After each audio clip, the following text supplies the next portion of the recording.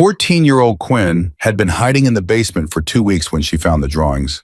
Maps of the house, every room labeled in shaky 8-year-old handwriting, exits marked in red crayon. Today's date circled in black marker so many times the paper had torn clean through. Then she smelled it. Gasoline. Sharp and wrong and deadly, seeping through the floorboards above her head like poison through skin. The second floor exploded into flames at exactly 5 o'clock on a Tuesday evening in November, and the sound was nothing like the movies. No dramatic whoosh, just a sudden roar like a living thing waking up hungry. 8-year-old Lily's screams pierced through the inferno, high and terrified, and calling a name that shouldn't have meant anything to anyone in that house. Quinn. Not mommy, not daddy, not help or please or God, just Quinn. The name of a ghost. The name of a 14-year-old homeless girl who'd been living in the basement for 14 days, surviving on stolen warmth and the kindness of a child who didn't know better than to feed crackers to strangers in the dark. Quinn could have run. The basement window was 3 steps away, 3 steps to the alley, 3 steps to invisibility, to safety, to the frozen Chicago streets, where she'd learned to disappear so completely that the world forgot she existed. 3 months homeless, 17 abandoned buildings, 23 nights she'd nearly frozen to death before finding this place, this basement, this furnace that kept her alive through nights when the temperature dropped low enough to kill. But Lily was screaming her name. And 4 minutes. That's all it takes. 4 minutes without oxygen for a brain to stop working, for a heart to forget how to beat, for a child to become a memory instead of a person. 4 minutes for everything that makes someone human to just stop like a candle snuffed out in wind too strong to fight. Quinn had exactly 4 minutes to decide who she was going to be. The invisible girl who survived by running. Or something else. Something she'd never been before. She chose the fire. But first there were the 14 days that led to this moment. 14 days of learning to be a ghost in someone else's house. 14 days of building a friendship in the dark with a little girl who saw her when no one else did. 14 days that would end in flames and choices, and a truth that would shatter everything Quinn thought she knew about who she was and where she came from. Welcome to a story about the invisible ones, the forgotten. The kids society erases and steps over and leaves to freeze. Hit that subscribe button right now, because what you're about to witness isn't just about survival. It's about a 14-year-old girl who saved a life and discovered a family in the process. And before we go any further, let's take a moment for what matters most. Heavenly Father, we come before you now asking for your divine protection over everyone listening to this story. Bless their families, Lord. Heal their bodies, provide for their needs, and give them peace that surpasses understanding. Let your presence be felt in their lives today and surround them with your favor. In Jesus' mighty name, amen. Now, let's go back to where it started.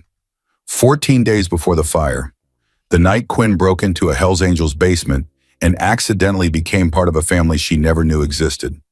The emergency exit window shattered at 11:47 on a November night, cold enough to see your breath turn to ice crystals in the air. Quinn dropped into the basement of the house on Riverside Grove with practiced silence, her sneakers hitting concrete with barely a sound. The sneakers were 2 sizes too big, stolen from a Goodwill donation bin 3 weeks ago. The soles worn so thin she could feel every pebble through the rubber. But they were better than nothing. Better than the bare feet she'd had in August when her mother died, blue-faced in a supermart bathroom, with a needle in her arm and foam at the corners of her mouth. Catherine. Her mother's name had been Catherine, though she'd used at least 6 different last names that Quinn could remember. They'd moved 17 times in 14 years. Motels with stained carpets and locks that didn't work. Cars when the money ran out. Shelters when Catherine was sober enough to fake it through intake interviews. And when Catherine disappeared on benders that lasted days, Quinn learned to make herself small, invisible. The kind of kid social workers' eyes slid right past because acknowledging her meant paperwork and phone calls in a system too broken to care. 3 months since the overdose. 3 months of Chicago streets teaching Quinn lessons no 14-year-old should have to learn. The world doesn't save girls like her. It erases them, forgets them, steps over their frozen bodies on winter mornings, and keeps walking to jobs and families and lives that matter. But Quinn had survived. She was good at surviving. Good at noticing things, good at being invisible when invisible meant safe. The basement smelled like motor oil and old leather, and something metallic she couldn't quite place, not blood. She knew what blood smelled like. This was different, sharper, chemical. Her eyes adjusted to the darkness, finding shapes in the shadows cast by a single bulb hanging from exposed rafters. Motorcycle parts lined industrial metal shelves along the far wall. Chrome exhaust pipes catching what little light existed. Engine blocks wrapped in plastic like bodies waiting for burial. Tools hung on pegboards with the kind of military precision that made Quinn's survival instincts scream danger. This wasn't just any house. Someone lived here, someone organized, someone dangerous. But the weather report said 8 degrees tonight, 8 degrees Fahrenheit, cold enough to kill a homeless girl in her sleep, cold enough that broken ribs from hypothermia were better than the alternative. And this basement had a furnace, old, rattling, probably inefficient, but warm, gloriously, beautifully warm. Quinn moved through the shadows like smoke, cataloging everything, because her life had always depended on knowing exits and hiding spots, and whether the people above her head were the kind who checked basements at 3 in the morning. Water heater in the corner, rust stains spreading like cancer across its base. Utility sink with a dripping faucet that counted seconds in the dark. A workbench covered in motorcycle manuals. The pages worn soft with used grease stains on covers, showing Harley-Davidson logos and engine diagrams Quinn couldn't begin to understand. And boxes, stacked against the wall in careful towers, each one labeled in angry red marker. Club business, do not touch. Property of Hell's Angels, MC Chicago chapter. Quinn's blood went cold despite the warmth of the furnace. Hell's Angels, motorcycle club. The kind of people who appeared on news reports about bar fights and federal investigations in territory disputes that ended with bodies and burned buildings. The kind of people who didn't take kindly to strangers in their basements. The kind of people who carried guns and asked questions later. She should leave. Climb back through that window and find another squat, another abandoned building, another place to freeze slowly instead of quickly. But then the furnace kicked on with a mechanical groan that sounded like salvation, and heat poured into the basement in waves that made Quinn's frozen fingers ache as blood returned to extremities that had been going numb. 8 degrees outside. Survival inside. She found her hiding spot behind the furnace. A gap between the hot metal and the concrete wall just wide enough for a 14-year-old girl who'd gotten very good at making herself small. She curled into that space, pulling her torn jacket tight around shoulders and that showed bone through skin because she hadn't had a real meal in 4 days. Her stomach cramped with a hunger so constant it felt like a second heartbeat. 2 days since her last food. A half-eaten burger scraped from the dumpster behind Lou's Diner on 5th Street, the bread moldy green at the edges, but beggars don't have the luxury of being picky about mold. Above her, footsteps crossed the floor. Heavy boots, deliberate. Weighted with purpose and muscle in a life Quinn couldn't imagine from her hiding spot among the shadows and the warmth. A man's voice, rough like gravel, scraped over asphalt, echoed through the ceiling. Loud enough for Quinn to hear every word. Lily, lights out now. A small voice answered, young, female, frightened in a way that made Quinn's chest tighten with recognition because she knew that fear. Had lived in that fear. The fear of disappointing the one person who was supposed to protect you. But Daddy, I'm scared. Scared of what? The fire dream again. It's getting worse. Silence stretched so long, Quinn thought the conversation had ended. Then the man's voice softened in a way that surprised her, like watching a wolf try to be gentle and not quite knowing how. Like someone who'd learned hardness first and tenderness as a second language, he didn't speak fluently. Baby girl, that was just a nightmare. Nothing's going to hurt you here. You're safe. I promise. You promise you won't leave again like you left before. The pause felt heavy, loaded with history Quinn couldn't see but could feel pressing down through the floorboards like weight made solid. Like guilt, like regret. I'm not going anywhere, not anymore. Sleep now. Okay, Daddy, I love you. Love you too, kid. The boots walked away. A door closed somewhere upstairs. Then nothing but the mechanical hum of the furnace and Quinn's own heartbeat hammering against her ribs like it was trying to escape her chest. She waited 2 hours before allowing herself to sleep. Even then, her dreams were cold. Day 3 in the basement, Quinn learned the house's rhythm like a prisoner learns guard rotations. The man, whoever he was, left every morning at exactly 6:15. Motorcycle engine roaring to life in the driveway loud enough to rattle the basement windows and vibrate through Quinn's bones. The sound was different from cars, deeper, angrier. The sound of power barely contained, like a beast on a leash that could break free any second. He'd be gone until late afternoon, sometimes later. The girl Lily stayed home during the day. Homeschooled Quinn guessed from the lack of morning rush and school bus sounds. Sometimes Quinn heard her talking to herself upstairs, playing with toys, the one-sided conversations of an only child creating friends from imagination. Sometimes crying, soft and muffled, like she was trying to hide it even from herself. Sometimes just silence, which somehow felt worse than the crying, because silence meant thinking, and an 8-year-old shouldn't have thoughts heavy enough to create that kind of quiet. Quinn should leave. Find another squat, another abandoned building, another basement that didn't belong to a Hell's Angel, with a daughter who had nightmares about fire. But the cold outside was killing people. She'd seen it on news broadcasts through shop windows as she walked past, trying to look like she had somewhere to be instead of nowhere to go. 3 homeless deaths last week. Hypothermia, frostbite. A woman found frozen solid under the Roosevelt Bridge ice crystals in her hair, like diamonds, her skin blue-white like marble. The invisible people nobody mourned. The ones the city swept away like garbage, like problems solved by pretending they'd never existed at all. So Quinn stayed invisible in the basement, rationing water from the utility sink, drinking from cupped hands in the dead of night, when the house above breathed with sleep. Surviving 1 hour at a time because that's all she knew how to do anymore.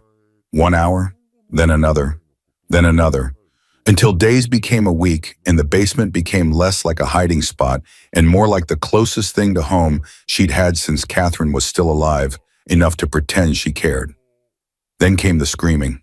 2:34 in the morning on her 7th night in the basement, Quinn jolted awake to the sound of a child's terror ripping through the floorboards like claws through paper.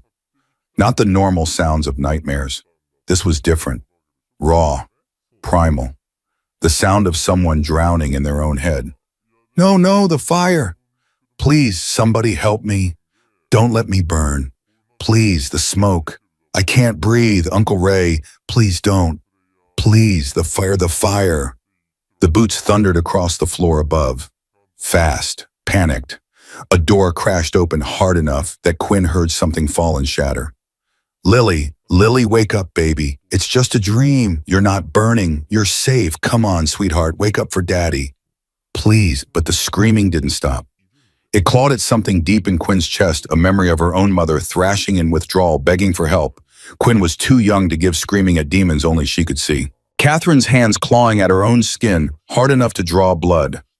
Catherine's voice hoarse from screaming. Catherine's eyes not seeing Quinn at all, just seeing whatever hell lived inside her head. Quinn pressed her palms against her ears, squeezed her eyes shut, made herself small, made herself nothing. But she couldn't unhear it. The sound burrowed into her skull and lived there. An 8-year-old girl screaming about fire and smoke, and someone named Uncle Ray who did something terrible enough to create nightmares this vivid, this consistent, this real. Every night after that, the nightmares came. Always around 2:30 in the morning. Always the same themes, fire, smoke, burning. Can't breathe, Uncle Ray. And every night the man, the father, would hold the girl until the screaming dissolved into whimpers and finally silence. Quinn found herself listening for it, waiting, worrying about a child she'd never seen, wondering what kind of nightmare could be that consistent, that specific, that terrifying. During the days, she explored the basement more carefully, found old newspapers in a recycling bin, the pages yellowed and brittle. She read about the Hell's Angels motorcycle club, territory disputes with rival gangs, bar fights that sent 6 men to the hospital, federal investigations into racketeering that went nowhere because nobody talks and everybody lawyers up. And buried in a 3-month-old edition of the Chicago Tribune, a small article about a club member named Jacob Steele who'd returned to Chicago after 15 years in Colorado. Recently discovered he had a daughter, learning to be a single father, human interest angle on a biker trying to go straight. The pieces clicked together in Quinn's head like puzzle pieces she wished she'd never found. The leather, the patches on the jackets she'd glimpsed through the basement window. The club business boxes, the military precision of the tool organization, the way the man's voice carried authority even when he was being gentle. Quinn was squatting in the house of a Hell's Angel. She should run, should disappear into the Chicago streets and never look back. Every survival instinct she'd honed over 3 months of homelessness screamed at her to get out before he found her, before those boots came down the basement stairs and discovered an intruder who'd been living in his house for a week. But where would she go? Every shelter was full. Every soup kitchen had lines around the block. Every other squat was either too cold or too dangerous, filled with men who looked at 14-year-old girls the way wolves look at wounded deer. And something about Lily's screams kept Quinn frozen in place, unable to leave. The sound of that terror, the consistency of those nightmares, the way the father tried so hard to be gentle and didn't quite know how. On the 8th night, Quinn made a decision that would change everything. She found the teddy bear while scavenging through the alley behind Riverside Grove Elementary School. Someone had left donation boxes outside the community center, probably for a charity drive that would never quite reach the people who needed it most. The bear was brown, missing one black button eye stitching, coming loose at the seams where stuffing threatened to escape. But it was soft, clean enough, the kind of thing a kid might hold on to in the dark when nightmares came calling. Quinn thought about Lily's screams, about the fear in her voice when she called for help that never came fast enough, about being 8 years old and terrified of shadows and fire, and things adults couldn't see, but children knew were real. At 3 in the morning, while the house breathed with sleep, Quinn crept upstairs for the first time. Her hands shook so badly she could barely grip the handrail. Every creak of wood felt like a gunshot in the silence. Every shadow looked like someone waiting to catch her. The house was different up here. Lived in, warm, filled with the small details of normal life she'd almost forgotten existed. Photographs on the walls showed groups of men in leather vests, arms around each other's shoulders, faces hard but smiling. Brothers. That's what they called each other. Brotherhood built on loyalty and violence, in codes Quinn didn't understand. A living room with a couch covered in motorcycle magazines, grease stains on the armrests. A kitchen with a child's drawing stuck to the refrigerator, with magnets, stick figures holding hands under a smiling sun, the word family written in crayon across the top in letters that wobbled with effort. Quinn found the door at the end of the hallway. Pink paint slightly chipped at the corners. A hand-drawn sign in crayon taped to the wood. Lily's room. No boys allowed except Daddy. She set the teddy bear gently against the door, turned to leave and froze. Lily stood in the doorway of her room, materialized from shadows like a ghost herself. 8 years old, small and pale in unicorn pajamas that had been washed so many times the colors were fading to gray. Dark circles under eyes too old for her face. Staring at Quinn with the kind of fear that could shatter glass or stop hearts. Quinn couldn't breathe, couldn't move. Her entire body went cold despite the warmth of the house. If this child screamed, Quinn was finished. Arrested, thrown into juvenile detention. Or worse, much worse. Because the man upstairs, the Hell's Angel, the father who carried a gun, he would not be gentle with strangers who crept into his house at 3 in the morning. He would not ask questions first. But Lily didn't scream. She looked at the teddy bear lying at her feet, looked at Quinn, looked back at the bear. Her expression shifted from fear to confusion to something else. Curiosity, recognition, the look of someone who knew what it meant to be scared and alone and different. Is that for me? Her voice was barely a whisper, soft, careful, like she was afraid speaking too loud might break whatever magic was happening. Quinn nodded. Her own voice had abandoned her completely. Thank you. Lily said it so quietly, Quinn almost didn't hear. The girl picked up the bear and hugged it to her chest, one small hand covering the missing eye like she could protect it from whatever had hurt it before. What's your name, Quinn? The word came out barely louder than a breath. I'm Lily. Do you live in our basement? She should lie, should make up a story, should run. But something in Lily's eyes, the same deep loneliness Quinn saw every time she caught her reflection in a store window, made her tell the truth. Yes. Lily tilted her head, processing this information with the strange, flexible logic of children who haven't yet learned that some things are supposed to be impossible. Are you a ghost? I thought I heard someone downstairs sometimes. but Daddy said it was just the furnace making noises. No, just homeless. The word hung between them like smoke. Heavy, real, impossible to pretend away. Lily's expression softened in a way that made Quinn's chest ache. My daddy says homeless people need help, that people forget about them, but they shouldn't. Are you hungry? Quinn's stomach answered with a growl loud enough to make Lily's eyes widen. Wait here. The girl disappeared into her room and returned 30 seconds later with treasures clutched in both hands. A juice box, the kind with the bendy straw still attached. A sleeve of crackers slightly crushed but unopened. A granola bar that probably cost more than Quinn had seen in a month. I'm not supposed to have snacks after bedtime, but you look like you need them way more than me. Quinn took them with hands that wouldn't stop shaking. The crackers felt like gold in her palms. The juice box like liquid salvation. Thank you, you don't have to. I know. Lily interrupted with the confidence of someone who'd made up her mind and wouldn't be argued with. But I want to. Nobody should be hungry. That's what Daddy says. He gets really mad when people are mean to homeless people downtown. She hugged her new teddy bear tighter, covering that missing eye like she could heal it through love alone. Don't tell my daddy you're here, okay? He gets really mad about strangers in our house. He's in a motorcycle club, the Hellsangels. They're really, really tough. He carries a gun. Ice flooded Quinn's veins. A gun.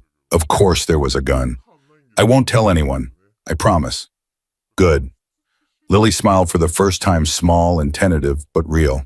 I like having a friend, even a secret ghost friend, who's not really a ghost. She went back to bed, closing her door softly, leaving Quinn standing in the dark hallway holding crackers and a juice box and a granola bar, realizing she'd just made the most dangerous friend of her entire life. Day 14. They built a secret language out of necessity and kindness. Every night, Lily would leave food outside her door.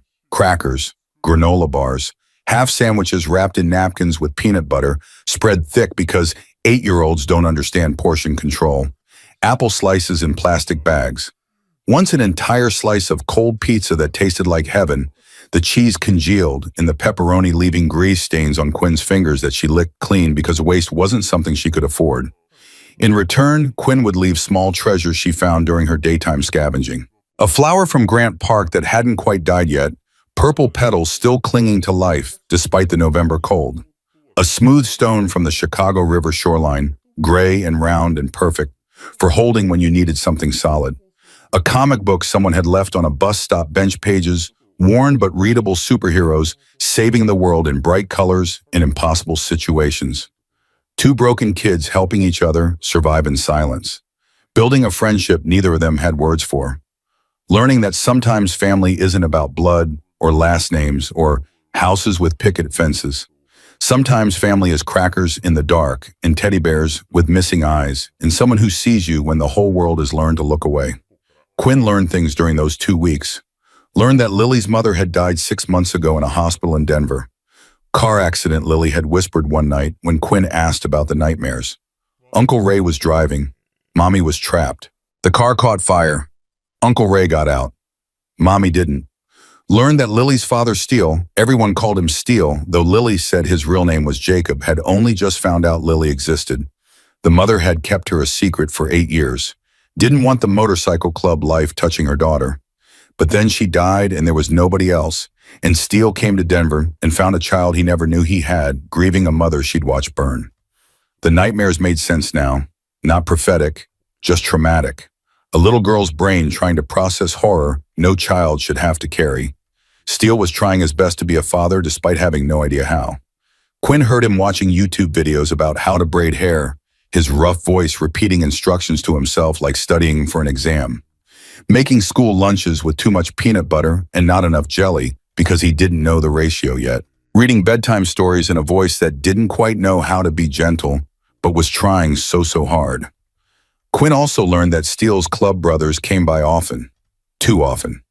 Their voices carried through the walls during late-night meetings in the living room, loud, angry, using words that made Quinn press closer to the wall to hear better, even though she knew eavesdropping on Hell's Angels was probably the fastest way to end up dead in an alley somewhere. Liability. Weakness. The girl's going to get you killed, Steele. She's making you soft. Soft gets brothers buried. One night, Quinn heard something that made her blood freeze solid in her veins. A voice she didn't recognize. Harder than the others. Cold in a way that had nothing to do with temperature. Steele, you're compromised. The club can't have compromised leadership.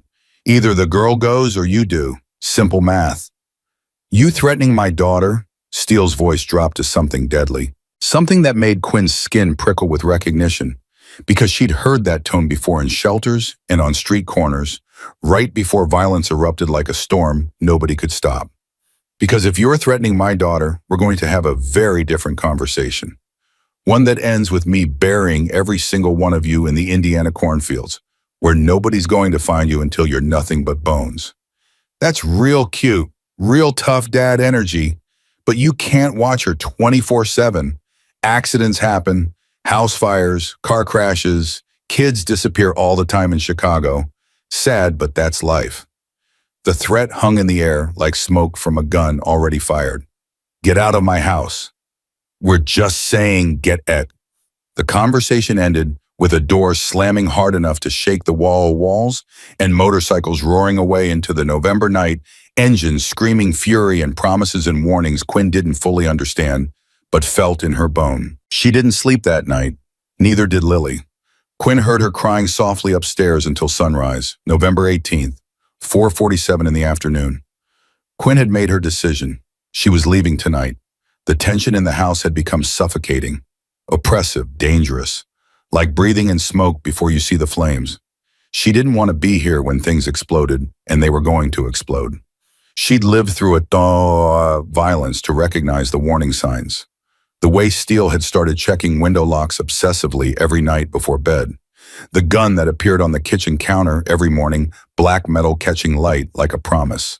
The club members who drove by slowly at random hours, motorcycles idling outside the house watching, always watching. Quinn was packing her few belongings into the backpack she'd stolen from a garage sale 3 months ago. A spare shirt with holes in the armpits. The comic book Lily had given her carefully folded to preserve the pages. A photograph of her mother she'd salvaged from their old apartment before the landlord threw everything away.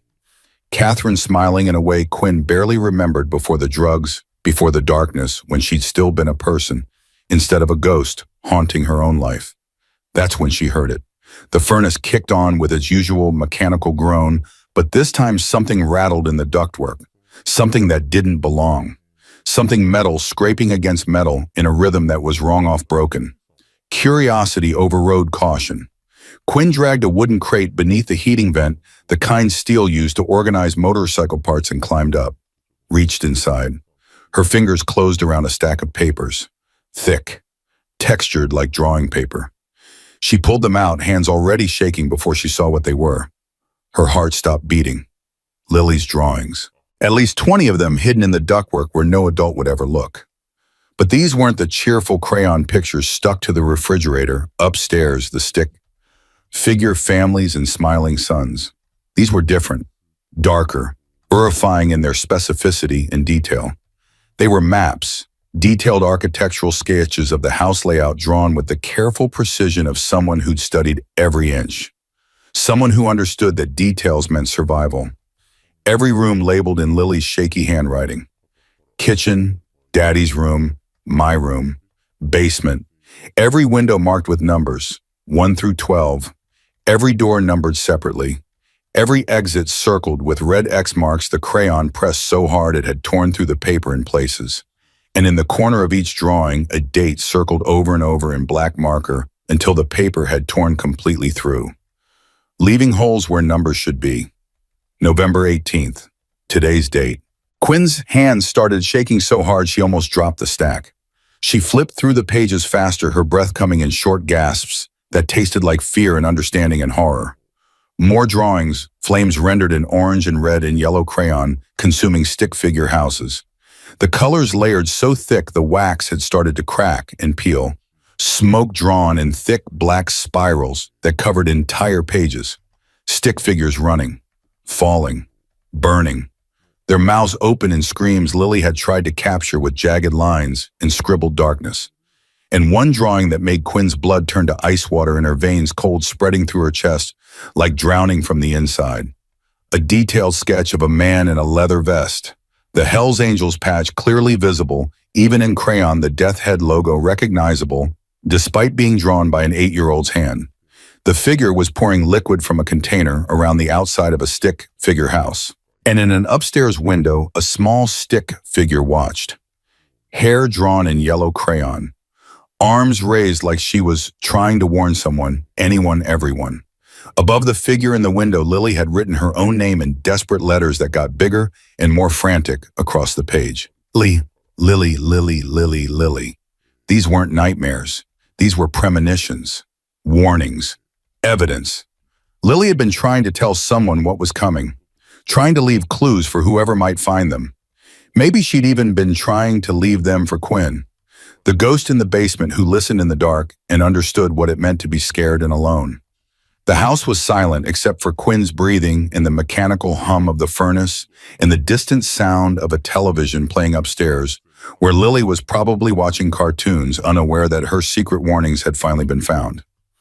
Then Quinn smelled it, faint at first, almost masked by the motor oil smell that permeated the basement, the leather and grease and mechanical odors that had become background noise over 2 weeks, but unmistakable once she recognized it. Gasoline, sharp, chemical, wrong, seeping through the floorboards from somewhere upstairs, spreading, pooling, waiting. Quinn dropped the drawings. They scattered across the concrete floor like fallen leaves, Lily's desperate warnings lying useless at her feet because Quinn had found them exactly on time and exactly too late. She ran for the stairs, taking them 3 at a time, her worn sneakers slipping on wood, but catching, propelling her upward. Her feet hit the main floor just as she heard it. The soft whoosh of ignition, like someone lighting a gas stove, but much, much louder. The sound of accelerant meeting flame. The sound of murder beginning. The second floor exploded into flame. Fire raced across the ceiling with impossible speed, feeding on accelerant trails Quinn couldn't see, but could smell everywhere now. Gasoline painted in paths and patterns and purpose, designed to spread fast and burn hot and kill everything in its path. Smoke poured down the stairwell in thick black clouds, the kind of smoke that kills you before the flames ever touch your skin.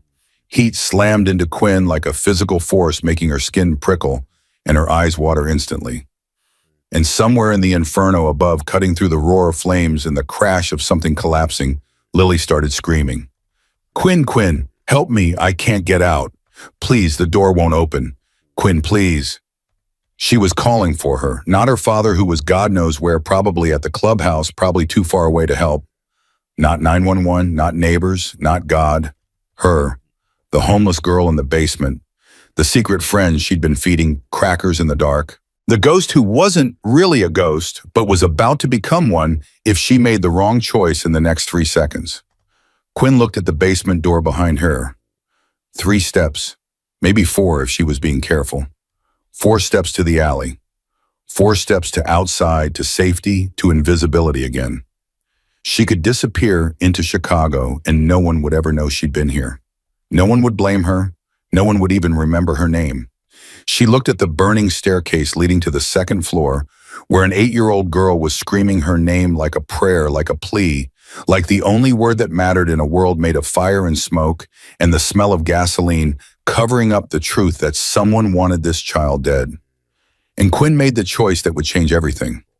She covered her face with her jacket and ran straight into the fire.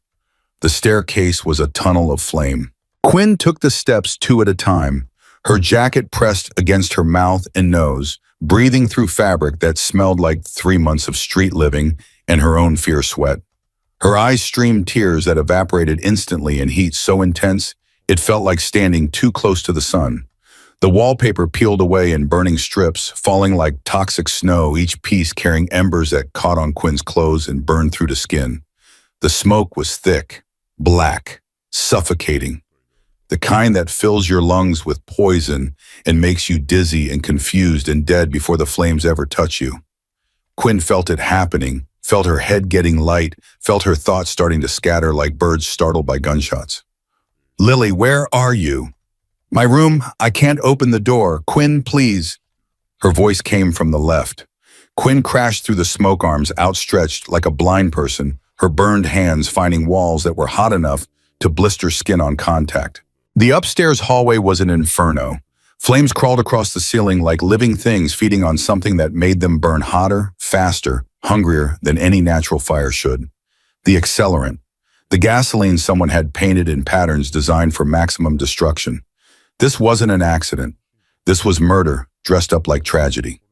She found the door. The pink paint was already blistering, bubbling under the heat like skin burning. The handle scorched Quinn's palm when she grabbed it, but she held on anyway because pain was temporary and Lily dying was permanent. She twisted hard. Locked. Locked from the outside. Someone had locked an 8-year-old girl in her room and set the house on fire. Someone had planned this, had drawn it out like an execution, had walked away while a child burned. Quinn slammed her shoulder into the door once, twice, 3 times. The wood cracked but held. Behind her, part of the ceiling collapsed in a shower of sparks and burning timber, cutting off the route back to the stairs she'd just climbed. She had seconds, maybe less. Lily, move away from the door. Quinn kicked it with everything she had. All the anger of 3 months homeless. All the grief of watching her mother die. All the fury of being invisible in a world that erased people like her and expected them to be grateful for the privilege. The door frame splintered. One more kick and it burst inward, wood-flying hinges screaming. Lily was on the floor by her window, unconscious. Smoke inhalation. Her small body wasn't moving, wasn't breathing. The unicorn pajamas Quinn had seen her wear for 2 weeks were covered in soot. The colors turned gray-black by smoke that had stolen all the oxygen from the room before Quinn could get there. 4 minutes. It had been 4 minutes since Quinn heard the first scream from the basement. 4 minutes of brain-killing, life-stealing time. 4 minutes for Lily's heart to forget how to beat. Quinn scooped the girl up in her arms, so light it terrified her, like holding a bird with hollow bones, like holding something precious and breakable that the world wanted to destroy. She turned back toward where the stairs had been. The hallway was completely engulfed now. The main staircase had collapsed into a pile of burning rubble. No way out that direction, no way down, no way to do this safely or smartly or with any kind of plan that made sense. Quinn ran to the window instead, still cradling Lily against her chest. The glass was hot enough to hurt through her jacket. She wrapped her fist in fabric already singed and smoking and punched through. Safety glass spiderwebbed and fell away in chunks, some pieces catching her skin and drawing blood that mixed with burns and soot. Cold November air rushed in, feeding the fire behind her, making it roar louder, making the heat at her back feel like hell itself reaching out to drag her down. Quinn looked out. Second story, 15-foot drop onto frozen grass and concrete, and November ground hard as stone. She could survive that. Probably. Maybe. But Lily in her arms, unconscious and fragile and not breathing, there was no probably about it. There was only definitely hurt or definitely dead, and Quinn was out of time to choose anything but the least terrible option. She climbed onto the windowsill, held Lily tight against her chest, one arm under the girl's knees, the other cradling her head. The way you hold babies in movies when you're trying to protect them from the world. The way Quinn's mother used to hold her back when Catherine was still sober enough to remember that love meant protection. And Quinn jumped. The impact drove the air from her lungs in an explosion of pain that turned her vision white.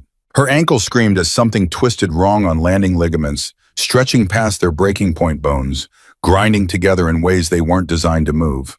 But she rolled, protecting Lily's body with her own, taking the impact on her shoulder and back and hip, and came up on the front lawn gasping and coughing and alive.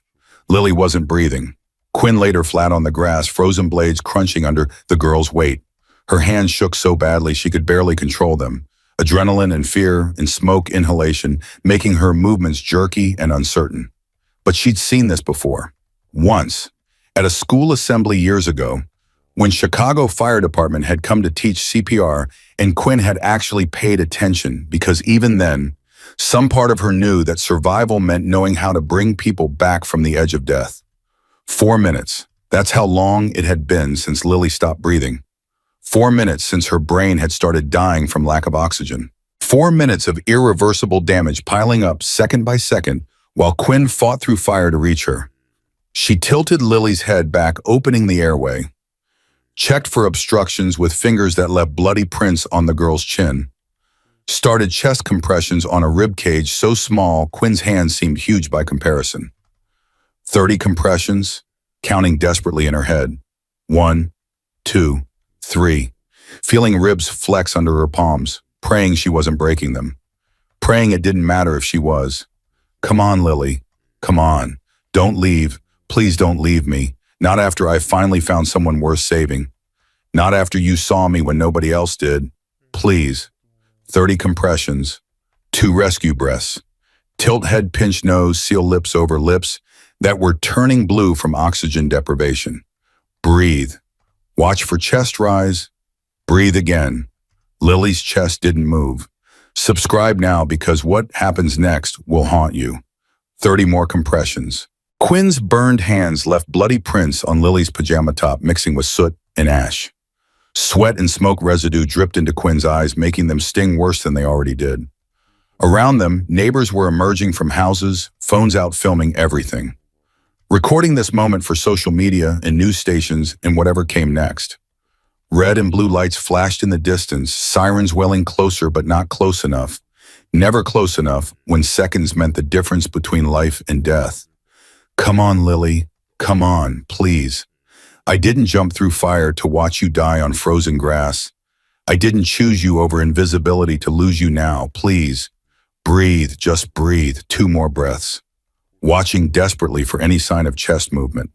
Was that rise from Quinn forcing air in, or was it Lily's lungs trying to work 30 compressions? Harder this time. Faster. Quinn's training was street knowledge and desperation, not medical school. She might be breaking ribs. She might be doing everything wrong. But doing nothing meant watching this child die while her house burned behind them, and that wasn't acceptable. That would never be acceptable. Another breath, another. Please, please, please. Then Lily coughed. Water and bile erupted from her mouth, her body convulsing as lungs tried to remember their job. Quinn turned her on her side, supporting her head, watching as the girl's chest heaved with the effort of breathing. Her eyes fluttered open, unfocused, terrified pupils dilated, from smoke and trauma and being yanked back from the edge of death. But open, alive. Quinn, her voice was barely a whisper, raw, damaged from smoke and screaming. But it was her voice. Lily's voice, not a memory, not a ghost, a living, breathing 8-year-old girl who just survived murder. I'm here. You're okay. You're safe. My daddy. Lily's hand clutched at Quinn's jacket, weak but desperate. We'll find him. Just breathe. Keep breathing. Don't stop breathing. The crowd of neighbors had grown. 20 people, 30, all filming, all witnessing. Quinn heard fragments of their conversations floating through the air, like the embers still drifting from the burning house behind them. Homeless kid just saved her. Went into the fire. Did you see that? She did CPR. Is she even trained? Someone needs to call her father. The videos are already going viral. Look at this. 4 million views. Then came the sound that made Quinn's blood freeze despite the heat of the burning house warming her back. Motorcycles, not 1 or 2, dozens, hundreds. The thunder of engines roaring from every direction, converging on this house like a steel stampede. The ground literally vibrated with the sound tremors running through frozen earth and up through Quinn's body where she knelt on the grass, still holding Lily. The crowd scattered as motorcycles poured onto the street. 10, 20, 50. More kept coming, filling every available space, blocking roads, creating a wall of leather and chrome, and barely contained fury. Riders dismounted in synchronized movements, the kind of coordination that came from years of riding together, from brotherhood built on codes and loyalty and violence when violence was required. The patches on their backs, all identical. Hell's Angels, Chicago chapter. 1,000 motorcycles filling the street and the yards and every space where a bike could fit, all of them here for one reason. A single motorcycle cut through the crowd, bigger than the others, louder. The engine's roar somehow distinct from all the others, like an alpha wolf's howl cutting through the pack. The rider was massive, 6'4" of leather and muscle, and rage so intense it seemed to warp the air around him. He pulled off his helmet, and Quinn recognized him from the photographs inside the house. Steele, Lily's father. The man whose house Quinn had been squatting in for 2 weeks. The Hell's Angel whose daughter was lying on the grass in Quinn's arms covered in soot and coughing up smoke, but alive because a homeless stranger had chosen to run into fire instead of away from it. Steele's eyes found Lily first. Something broke in his expression. Fear so raw it looked like physical pain, like watching his heart get ripped out through his chest. Then his eyes found Quinn, a 14-year-old homeless girl holding his daughter, a stranger who shouldn't exist, who shouldn't be here, who had no right to be cradling the most important thing in his world. Steele's hand moved to his waistband, to the gun Quinn knew would be there. His voice was deadly quiet somehow, cutting through the roar of 1,000 idling motorcycles and the crackling flames and the chaos unfolding around them. Who the hell are you? And why were you in my house? 1,000 bikers closed in around them, a circle of leather and steel and judgment. Quinn was trapped, surrounded, holding the only thing keeping her alive, the 8-year-old girl who'd fed her crackers in the dark and called her friend when the whole world had called her nothing. I was in your basement. Quinn's voice came out stronger than she expected, cutting through the rumble of 1,000 idling engines and the crackle of flames consuming the house behind them. Her hands still rested on Lily's shoulders, the girl's breathing ragged but steady, alive against all odds in physics and the 4 minutes that should have killed her. I'm homeless. I was looking for somewhere warm. That's all. Steele's jaw clenched so hard Quinn could see the muscle jumping beneath skin tanned from years of riding under open sky. His hand stayed near his waistband near the gun she couldn't see, but knew was there the same way prey knows when predators are close. My basement. The words came out slow, measured, deadly. For how long? 2 weeks. The crowd murmured around them, 1,000 witnesses, 1,000 judgments being formed in real time. Quinn heard their whispers like wind through dead leaves. 2 weeks. She was living there the whole time. Steele didn't know. How does someone hide in your house for 2 weeks? One of the bikers stepped forward, older graybeard, streaked with white leather vest, worn soft with age and use. His name was Garrett Quinn, would learn later, one of Steele's most trusted brothers. He pulled out his phone, fingers moving quickly across the screen. Steele, you need to see this. The man handed over the phone. On the screen, shaky video footage showed Quinn jumping from the second-story window with Lily in her arms. Showed her hitting the ground hard, rolling to protect the small body cradled against her chest. Showed her doing CPR with hands that left bloody prints on unicorn pajamas. Showed her begging, pleading, her lips moving in words the video didn't capture, but everyone could read in the desperation of her body language.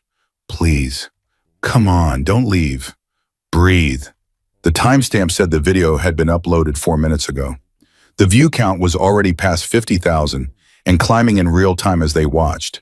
60,000, 70,000. Going viral while they stood there, while smoke billowed into the November sky, while neighbors kept their phones raised and recording. Steele watched the video twice. His expression was unreadable, carved from stone and old rage, and something else Quinn couldn't identify. Maybe disbelief, maybe horror, maybe the terrible mathematics of realizing his daughter had been seconds from death and a stranger had saved her. Behind them, the house groaned and part of the roof caved in, sending sparks spiraling into darkening sky like demonic fireflies. Another biker called out from near the burning structure, voice cutting through the chaos. Steele, the fire was set. I can smell the accelerant from here. This wasn't an accident. Someone tried to kill your kid brother. The crowd erupted, voices shouting over each other, accusations flying, rage building like pressure in a closed system with nowhere to go, but out, explosive and dangerous. But Steele's attention was locked on Quinn. His eyes moved from the phone to her face, really looking at her for the first time, seeing past the soot and burns and torn jacket, seeing a 14-year-old girl who'd just done the impossible for reasons he didn't understand yet. Who said it? His voice dropped to something sub-zero. Did you see? Quinn's mouth went dry. She'd been so focused on Lily, on the CPR, on keeping an 8-year-old heart beating, that she'd almost forgotten the most important detail. I saw someone running from the back door right when it started, wearing a leather vest. Your patch. The words fell like grenades into the assembled crowd. Silence. Complete and total silence, except for burning wood and distant sirens finally getting close enough to matter. Then Steele's voice so quiet it was almost gentle, which somehow made it more terrifying. "You're saying one of my brothers tried to burn my daughter alive." It wasn't a question. It was a death sentence waiting to be carried out. Quinn met his eyes. "I don't know who it was. I just saw the vest. Your colors. Someone who had access. Someone who knew the house." Steele turned to face the assembled thousand, a sea of leather and chrome and loyalty that had just been poisoned by betrayal. His voice carried across them like thunder. "Listen up. Someone in this club just tried to kill my 8-year-old daughter. Someone locked her in that room and lit this house on fire and walked away while she burned, and I'm going to find out who." The sirens were close now. Fire trucks rounding the corner. Red lights painting everything in shades of blood and warning. Police cars right behind. The video on social media was exploding. Quinn could see people in the crowd refreshing their phones, watching the view count climb. 1 million. 2 million. This was going viral in real time, this moment of truth and fire, and a homeless girl holding a biker's daughter on frozen grass. Steele pulled another biker close, a younger man with tattoos crawling up his neck. Whispered something urgent that Quinn couldn't hear. The man nodded and melted back into the crowd, disappearing between motorcycles and leather-clad bodies. Then Steele turned back to Quinn. His expression had shifted. Not softened exactly, but changed. Calculating something she didn't understand yet. "You're coming with us." "What, why?" "Because you're the only witness. Because my daughter trusts you." His eyes swept across the assembled bikers, lingering on faces Quinn couldn't see. "And because if someone in my club wants her dead, they might want to eliminate witnesses too." Two massive bikers moved to flank Quinn. Not touching her, not threatening, but not giving her a choice either. Protection or prison? Quinn couldn't tell which. "Is this protection or am I under arrest?" "Depends." Steele leaned closer, his voice dropping so only Quinn could hear over the approaching emergency vehicles. "On whether you're telling me everything. But understand this, kid. If I find out you had anything to do with this fire, anything at all, I'll make sure they never find your body. Are we clear?" Quinn's blood turned to ice, but she met his eyes and didn't look away. "Crystal, and I'm telling you everything." The EMTs rushed toward them, breaking the standoff. Professional voices calling out commands, hands reaching for Lily, checking vitals, asking questions. Quinn barely heard through the ringing in her ears. They loaded Lily onto a stretcher oxygen mask covering her small face, and Quinn felt something tear in her chest watching them take her away. But one of the bikers in the back of the crowd caught Quinn's eye as the ambulance doors closed.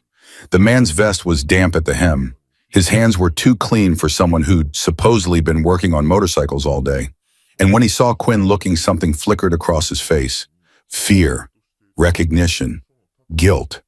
Then the man turned and walked away, disappearing into the crowd of leather and suspicion before Quinn could say a word, before she could point him out, before anyone else noticed.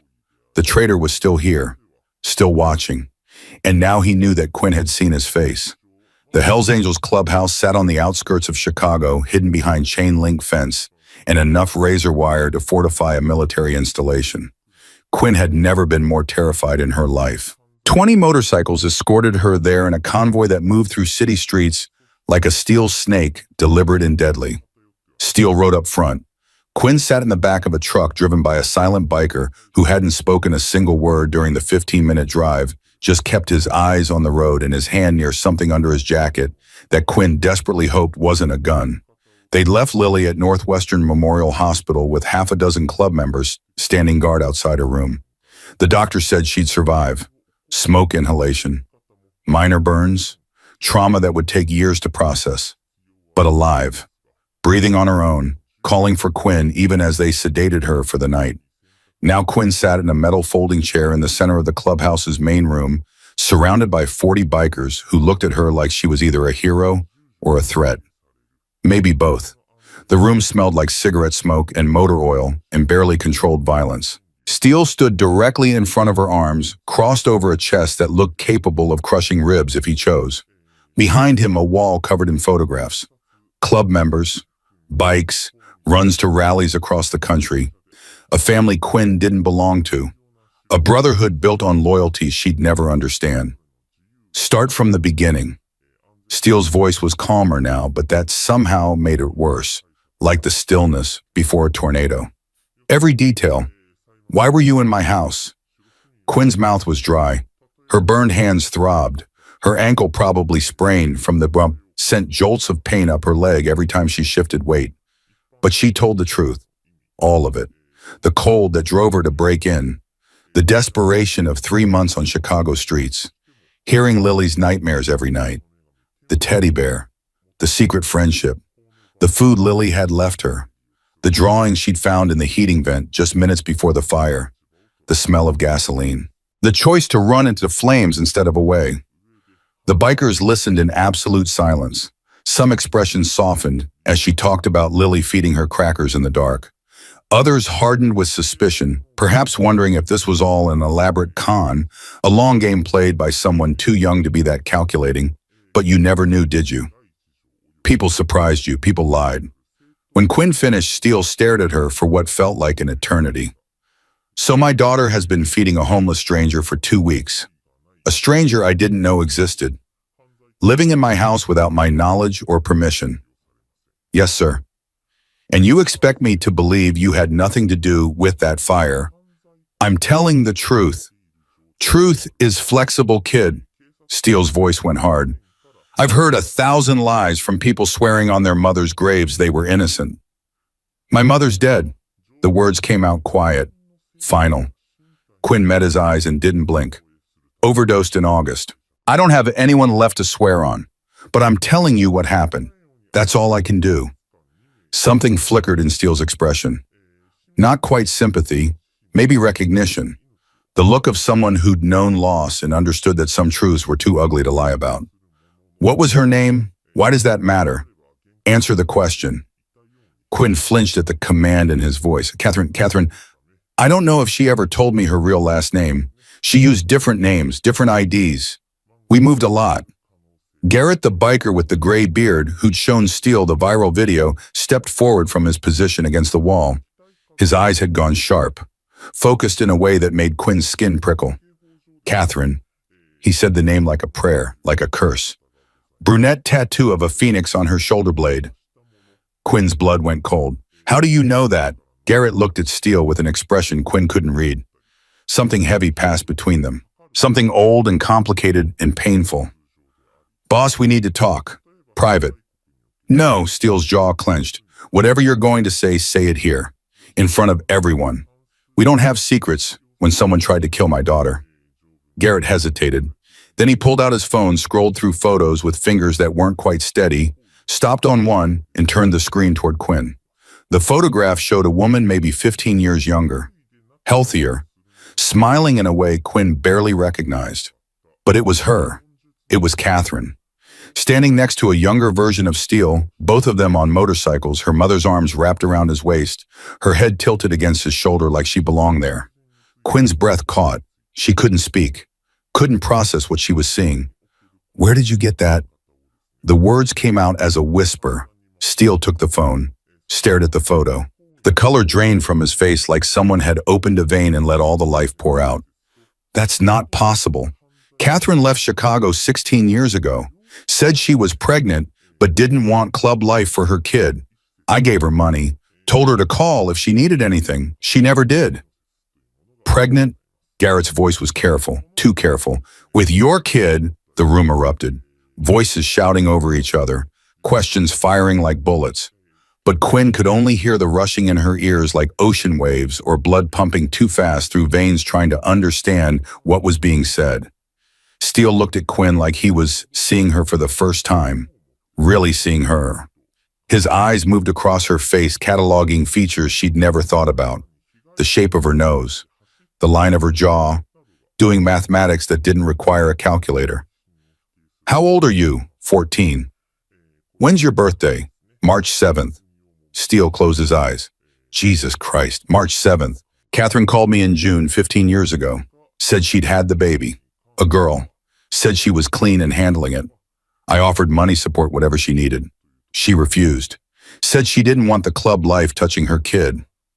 I respected that.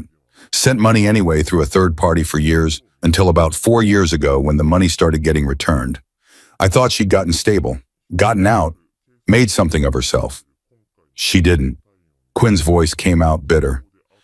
Angry in a way she hadn't let herself be angry in months, because anger required energy, and energy required food and hope and things she didn't have.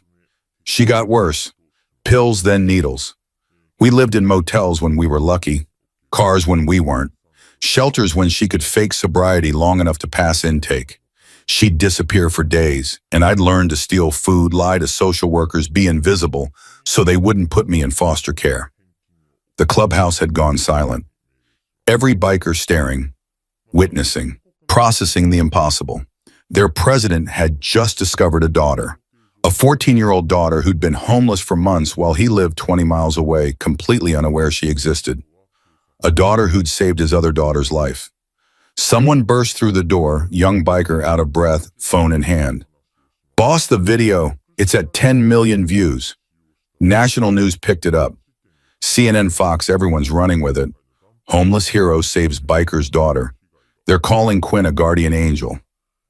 "Guardian angel," someone in the back muttered. "Kids literally steals blood." Steele stood abruptly. The chair scraped against concrete with a sound like nails on a chalkboard. See? He looked at Quinn, and something in his eyes was different now. Softer, desperate in a way that big men aren't supposed to be desperate. "DNA test. We do this properly. No assumptions, no maybes. But if," his voice cracked, "if you're really my daughter, then everything changes." "Everything changes how?" Quinn asked. "Because then this wasn't just an attack on Lily. This was an attack on my entire family. Both my daughters. And whoever did it knew about you somehow, knew the connection. This wasn't random arson. This was calculated murder." Garrett pulled up security footage on a laptop, the screen glowing blue in the dim clubhouse. "We've been reviewing cameras from businesses near your house. Got something from the convenience store across the street." He turned the screen around. Grainy footage showed a figure in a Hell's Angels vest approaching Steele's house at 4:32 p.m., 15 minutes before the fire. The person moved deliberately, carrying something, a container. They disappeared around the back of the house, exactly where Quinn said she'd seen someone running. "Can you enhance the image?" Steele demanded. "Already did." Garrett zoomed in on the vest. "Look at this. That patch on the right side. That's a road captain patch. Only 12 brothers in our chapter have that designation. 12 suspects out of 1,000. Steele's expression went arctic. "Give me the names. Give me their locations for the last 6 hours. Give me everything." "Already on it, boss." Quinn watched all of this unfold with growing dread. The truth was surfacing piece by piece. Her mother's hidden past, her father's identity, the target on Lily's back that might have extended to her. All the secrets coming into light at once, blinding and terrible. Her phone buzzed in her pocket. The cracked, barely functional thing she'd shoplifted months ago. A message from an unknown number appeared on the screen. "You saw my face. That was a mistake. If you tell Steele, your little sister dies next. Stay quiet or she burns." Quinn's hands started shaking. The traitor had her number, had been watching close enough to get her contact information, was threatening Lily's life if Quinn talked. But Quinn had already told Steele she'd seen someone, hadn't given details, hadn't pointed anyone out. But the traitor didn't know that. The traitor thought Quinn could identify him, like this video if you'd stay silent to save her. Quinn, Steele's voice cut through her panic. He was looking at her with concern that felt wrong coming from a man who'd threatened to bury her body not an hour ago. "You okay? You look like you've seen a ghost." Quinn gripped her phone tighter. Every instinct screamed to show Steele the message, to ask for help, to let the Brotherhood handle it. But the message was clear. She burns. If Lily died because Quinn talked, that blood would be on her hands forever. Before she could answer, the door burst open again. A young biker, different from before, practically falling through the entrance. "Boss, it's the hospital. Lily's room. Someone tried to get past security. One of our guys. He had a syringe. Said he was bringing her medicine, but the nurses didn't authorize it. We detained him." Steele's voice went deadly. "Who? Torch. Your road captain. The one who recruited 15 brothers last year." 12 suspects. Now 11. Or was this another distraction, another layer to the conspiracy? Quinn's head spun. trying to keep track of who was lying and who was telling truth, and whether anyone in this room could be trusted at all. Bring him here. Now. Steele's command left no room for argument. 10 minutes later, Torch entered the clubhouse flanked by two massive bikers who looked ready to break him in half if given the word. He was mid-40s, heavily tattooed with the kind of smile that never reached his eyes. The kind of smile that made Quinn's survival instincts scream danger in a voice loud enough to drown out everything else. Steele, brother, this is a misunderstanding. I was trying to help, bringing Lily her medication like a good uncle should. The nurse says no medication was ordered. Then the doctor screwed up the paperwork. Simple mistake. But sure, make me the villain, because I'm the one asking logical questions. What questions? Torch's eyes found Quinn, and something cold moved behind them. Questions about this homeless kid nobody's ever heard of, who conveniently appears in your house for weeks without anyone knowing. Then magically she's the hero when a fire starts. That's textbook manipulation, Steele. Classic long con. The room divided. Quinn could see it happening in real time. Some bikers nodding along with Torch's logic. Others looking skeptical, remembering the video footage. The brotherhood fracturing along fault lines of trust and suspicion. The video doesn't lie, Garrett countered. We all saw her jump from that window, saw her do CPR. Those burns on her hands are real. Burns are easy to fake. Torch spread his hands in a gesture of reasonableness that felt rehearsed. Self-inflicted injuries to sell the story. She gets herself hurt just enough to look believable, saves the girl, and suddenly she's family. Next thing you know, she's asking for money, a place to stay, club protection. It's a grift as old as time. Quinn's phone burned in her pocket, the threat still glowing on the screen. Stay quiet or she burns. But Torch's accusation was forcing her hand. If Quinn stayed silent to protect Lily, everyone would believe she was a con artist, would throw her back onto the streets. Or worse, there's another explanation. Quinn's voice cut through the argument. All eyes turned to her. What if someone wanted Lily dead because of what she represents, Steele's vulnerability? His weakness, like everyone keeps saying. But what if there's more? What if whoever set that fire knew about me too, knew I was in the basement, knew the connection? What connection? Torch scoffed. You're a random street kid. Quinn's voice grew louder. My mother was Catherine, the woman who left Chicago 16 years ago pregnant with Steele's child. The woman who kept me away from club life until she died. The woman who maybe died because someone wanted to make sure I stayed lost. The room went absolutely silent.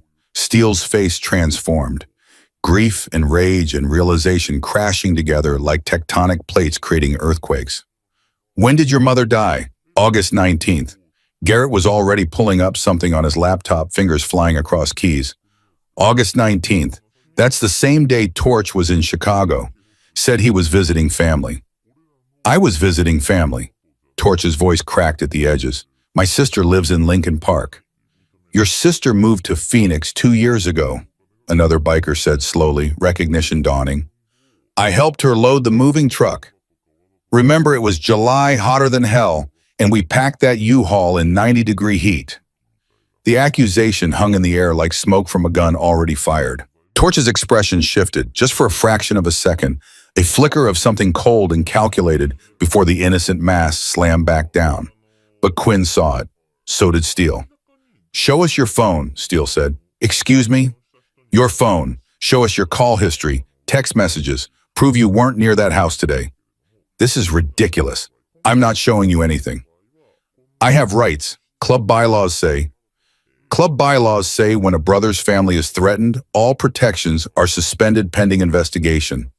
Garrett's voice was iron. Show us the phone, Torch. Or refuse and confirm everyone's suspicions. Torch's hand moved toward his waistband. 3 bikers drew guns faster than Quinn could blink. The room erupted in shouting chairs, scraping bodies moving. Quinn dove behind a table as Torch pulled his weapon, not aiming at the bikers with guns trained on him, aiming at Quinn. Nobody moved. Torch's voice was different now. No more smooth manipulation, just raw desperation. This kid ruins everything. Everything. Steele was supposed to be broken after the fire, supposed to step down from president. I was supposed to take over, lead this club the way it should be led. But this little rat had to play hero. Steele's voice was ice given form. You killed Catherine. You tried to kill my daughter. You tried to kill my other daughter. Your daughter was never supposed to exist, Torch screamed, the gun shaking in his hand. Catherine promised she'd stay away, promised she'd never come back to Chicago. But she started asking questions 3 months ago, started sniffing around, wanted to know if you'd moved on, if you had other kids. She was going to expose everything. Expose what? That Lily isn't your only child. Torch's mask shattered completely.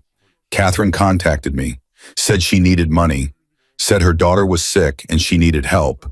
She remembered me from the old days, thought I'd help her out for old time's sake. Instead, I made sure she never talked, gave her a hot dose, made it look like another junkie relapse.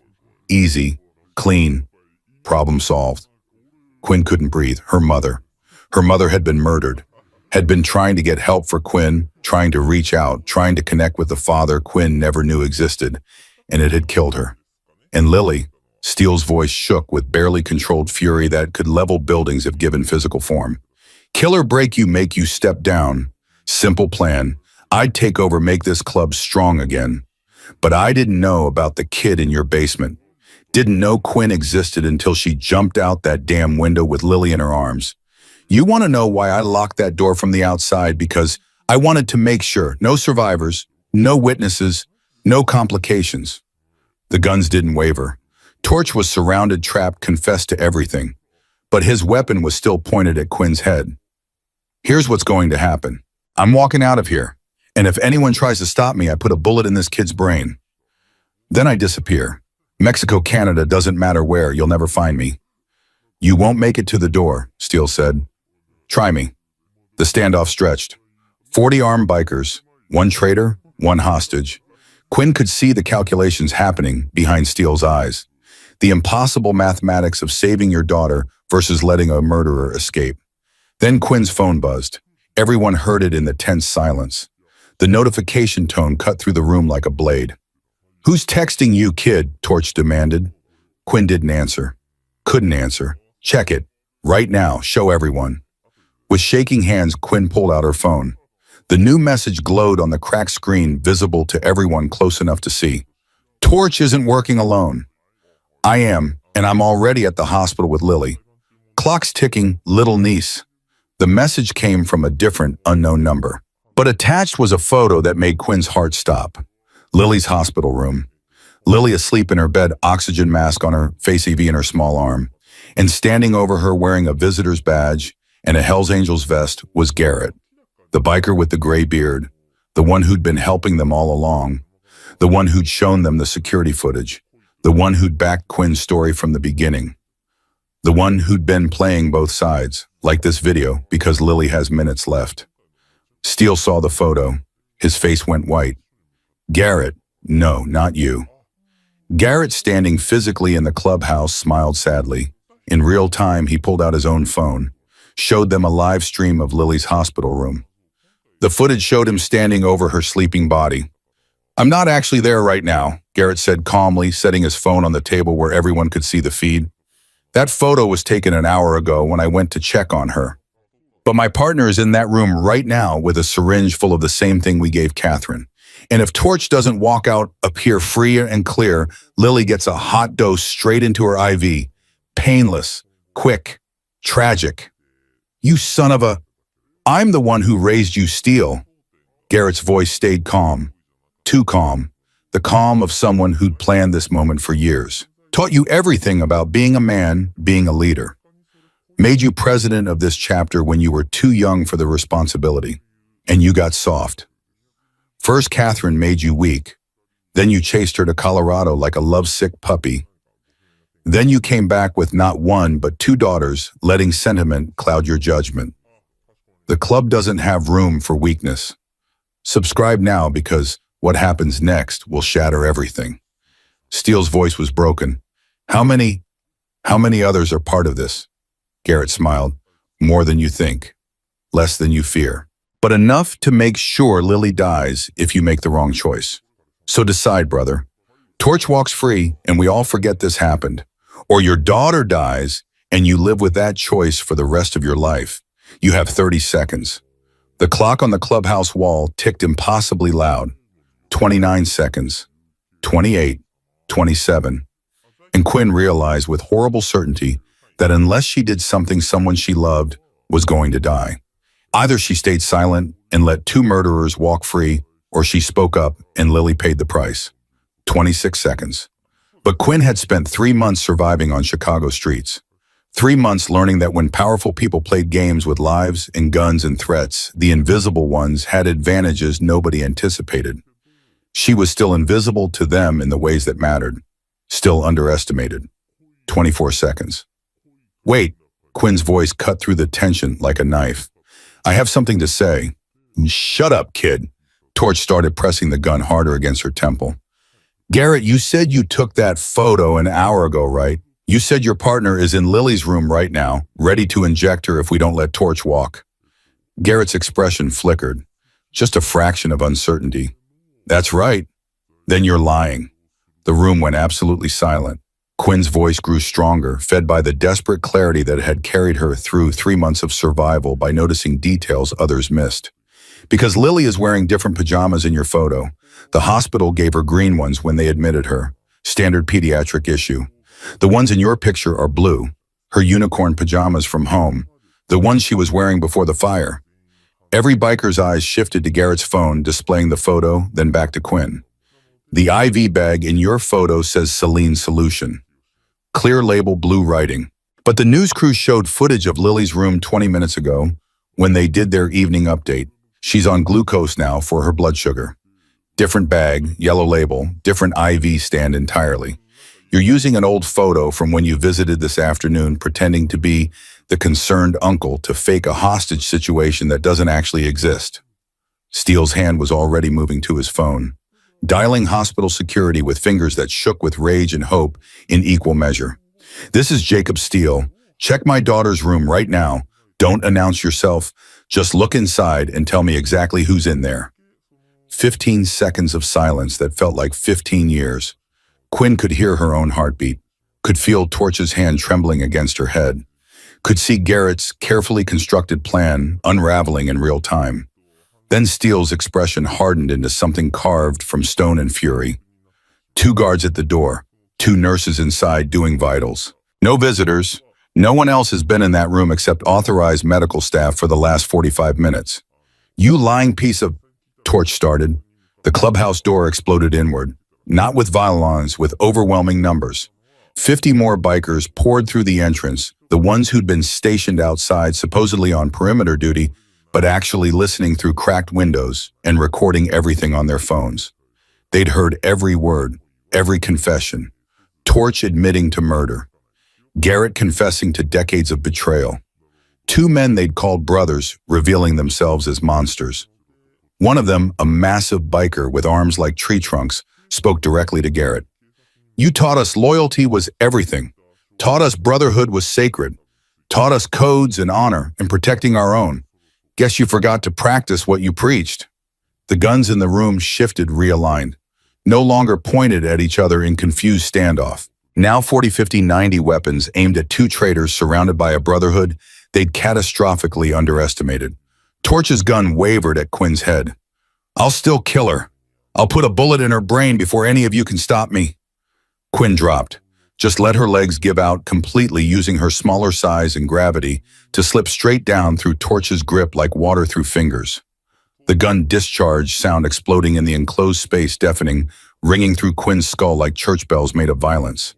But the bullet went high, punching through acoustic ceiling tiles and embedding itself in wooden rafters. Then Steele moved. Quinn had never seen anyone move that fast. Her father, because that's what Steele was, what biology and circumstance and DNA tests would prove in 48 hours, crossed the distance in 2 explosive strides. Disarmed Torch with brutal efficiency, learned from decades of violence, and had him face down on concrete in under 3 seconds. The gun skittered across the room, kicked away by another biker. Other club members swarmed Garrett before he could draw his own weapon, pinning him with coordinated violence that came from years of riding together. It was over in less than 10 seconds. Quinn lay on the cold, concrete floor, ears ringing from the gunshot, tasting dust and motor oil, watching her father kneeling on the back of the man who'd murdered her mother, who'd stolen Catherine's life with a poisoned needle and called it mercy. Steele twisted Torch's arm at an angle that made Quinn wince. The snap was audible over the ringing in her ears. Torch screamed. How many others? Steele's voice was barely human, something primordial and savage replacing careful control. Go to hell. Another twist, another snap, another scream. How many? Five. Five. Torch gasped through agony. 5 of us total, me, Garrett, 3 others. We had it planned for months. Kill Lily to break you, force you to step down, take over leadership, make the club strong again, without sentiment and in weakness dragging us down. But that kid, his eyes found Quinn with pure hatred. That homeless little rat ruined everything. 5 traitors in a club of 1,000 members. The math shouldn't have mattered, but somehow it did. 1,000 minus 5. 995 who'd stayed loyal, who'd chosen to stand with their president even when it meant turning against brothers they'd ridden with for years. Federal agents arrived within the hour, taking statements, making arrests. Torch and Garrett were charged with first-degree murder, conspiracy, arson, attempted murder of a minor. The 3 other conspirators were identified through phone records and security footage within 24 hours. 2 prospects and a veteran member who'd been with the club for 8 years. All of them singing like canaries once they realized the game was over. The DNA test results came back 2 days later in a plain manila envelope that felt like it weighed 1,000 pounds. Steele opened it in a temporary apartment he'd rented while his house was investigated as a crime scene. Quinn sat across from him at a kitchen table, scarred with coffee rings and motorcycle grease. Lily was upstairs sleeping, recovering well enough that the hospital had released her into her father's care with strict instructions about rest and monitoring. 99.98% probability of paternity. The words swam on the page. Steele read them twice, then looked up at Quinn with tears in his eyes. Actual tears running down the face of a man who'd probably killed people with his bare hands, who'd built a reputation on being harder than the metal they called him. You're my daughter. His voice broke. I have 2 daughters. I should have known. Should have found you. Should have? You couldn't have known, Quinn said softly. Mom made sure of that. She was protecting me the only way she knew how. By keeping you away from me, by letting you live on the streets, by dying and leaving you alone. By trying to give me a normal life. Quinn's own eyes were wet now. Even if it didn't work out that way, even if the people she trusted betrayed her, she tried. Steele reached across the table and took Quinn's burned, bandaged hands in his own scarred ones. I'm not going to let you down. I don't know how to be a father to a teenage daughter. Hell, I barely know how to be a father to an 8-year-old. But I'm going to learn. We're going to figure this out together. You're not invisible anymore. You're not alone. You're family. The word hung in the air between them. Family. The thing Quinn had been missing for 3 months. For years before that, when her mother had been more ghost than parent. Family. 2 weeks later, Quinn stood on the porch of a safe house 40 miles outside Chicago. The place was hidden behind 60 acres of Indiana farmland, 3 security fences, 12 cameras, motion sensors on every approach road, 20 bikers on site at all times. It was a fortress, and Quinn was its prisoner. Not literally, but the effect was the same. Her phone buzzed. The 7th message that day. Unknown number. Untraceable. Always personal details that made her skin crawl. The photo showed Quinn at age 7, gap-toothed and smiling, standing next to Catherine at Navy Pier. Quinn barely remembered that day, thought all the photos had been lost when they'd fled their apartment 3 years ago. The message beneath it read, "You have her eyes, Catherine's eyes. She used to take you to the pier every summer. Did you know that before the drugs? Before she chose Steele's world over her own family? Before she forgot where she came from, I never forgot. I've been watching you your whole life, little niece." Waiting, Quinn deleted the message with hands that no longer shook. You couldn't live in fear forever. Eventually your body ran out of adrenaline and all that remained was cold certainty that something bad was coming and you'd deal with it when it arrived. The door opened behind her. Steele stepped out carrying 2 mugs of coffee. Black the way they both drank it now. Learning to be father and daughter without a manual. Another one, Steele asked, nodding at the phone in Quinn's hand. 7th today. Photo from when I was 7. Navy Pier. Quinn took the coffee. Ghost knows things she shouldn't know. The FBI's working on it, tracing the routing, looking for patterns. They won't find anything. Quinn's voice was flat. Whoever this is, they're too careful, too patient. Been planning this for years, not weeks. Steele's jaw tightened. The ghost called you niece in the messages. If she's Catherine's sister, we're trying to track down your mother's family tree. But Catherine used so many different names, different identities over the years. It's like trying to find a ghost chasing a ghost. Maybe that's the point, Quinn said. Maybe she wants us to know she's out there without being able to stop her. Psychological warfare. Make us paranoid until we're seeing threats everywhere. You're thinking like someone who survived by being 3 steps ahead. I survived by being invisible. Now I'm the most visible person in America. Quinn gestured at her phone. 60 million views on that video. My face is everywhere. The ghost doesn't have to find me. She just has to wait for me to make a mistake. You're not making any mistakes. You're protected here. Protected or trapped, Quinn turned to face her father. We can't stay here forever. Lily needs to go back to school. You need to run the club. I need to figure out what my life looks like now. And hiding in Indiana while someone sends me creepy texts isn't living, it's just existing. What are you suggesting? Quinn met his eyes.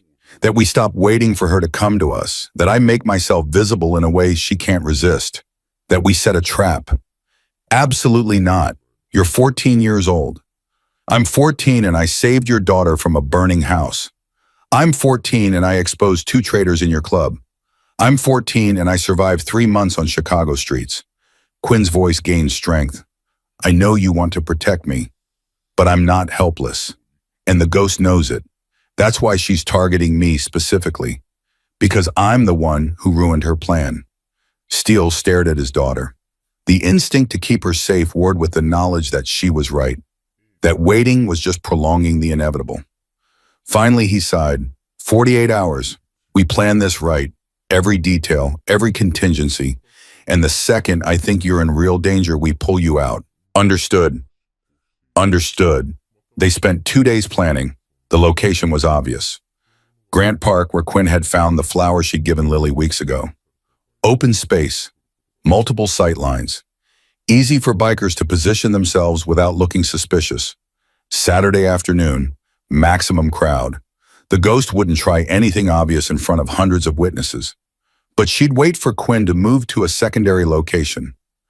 Somewhere quieter, somewhere that felt safe but wasn't. On Friday morning, Quinn posted to social media for the first time since the video went viral. A photo of Chicago's skyline at sunset. Caption simple and direct. 2 weeks in hiding is long enough. Coming home tomorrow. Grant Park at 2 p.m. Time to stop being afraid. Time to be visible. For all the invisible kids out there, this one's for you. Within an hour, 50,000 likes. Within 3 hours, national news outlets were covering it. Homeless hero returns to Chicago. Brave teenager refuses to hide. The narrative was perfect. Exactly what they needed. And somewhere Quinn knew the ghost was watching. Planning. Getting ready to make her move. Saturday came cold and clear. Quinn dressed carefully. Her Hell's Angels prospect vest worn openly over everything else. Let the ghost see it. See that Quinn wasn't alone, wasn't unprotected, but was still willing to be visible. Still willing to be found. The drive to Chicago took 40 minutes. Steele drove in tense silence. 30 bikers were already positioned throughout Grant Park in civilian clothes, forming an invisible perimeter. At 2 p.m., Quinn walked through crowds of families and tourists, hyper-aware of every face, every person who looked too long. That's when she saw the woman. Not in the park itself, but in the reflection of a store window across the street. Mid-30s, dark hair like Catherine's, watching from a coffee shop entrance. The woman smiled, mouthed 2 words. Hi, niece. Quinn's blood froze. Then her phone buzzed. Nice try. But did you really think I'd be stupid enough to walk into your obvious trap? I'm not here for you, Quinn. Check your security cameras at the safe house. Check Lily's room. Quinn pulled up the app with numb fingers, cycled through cameras, Living room clear, kitchen clear, Lily's room empty. The bed was made, the window was open, and on the pillow sat a single piece of paper with a message written in black marker. Trade. You for her.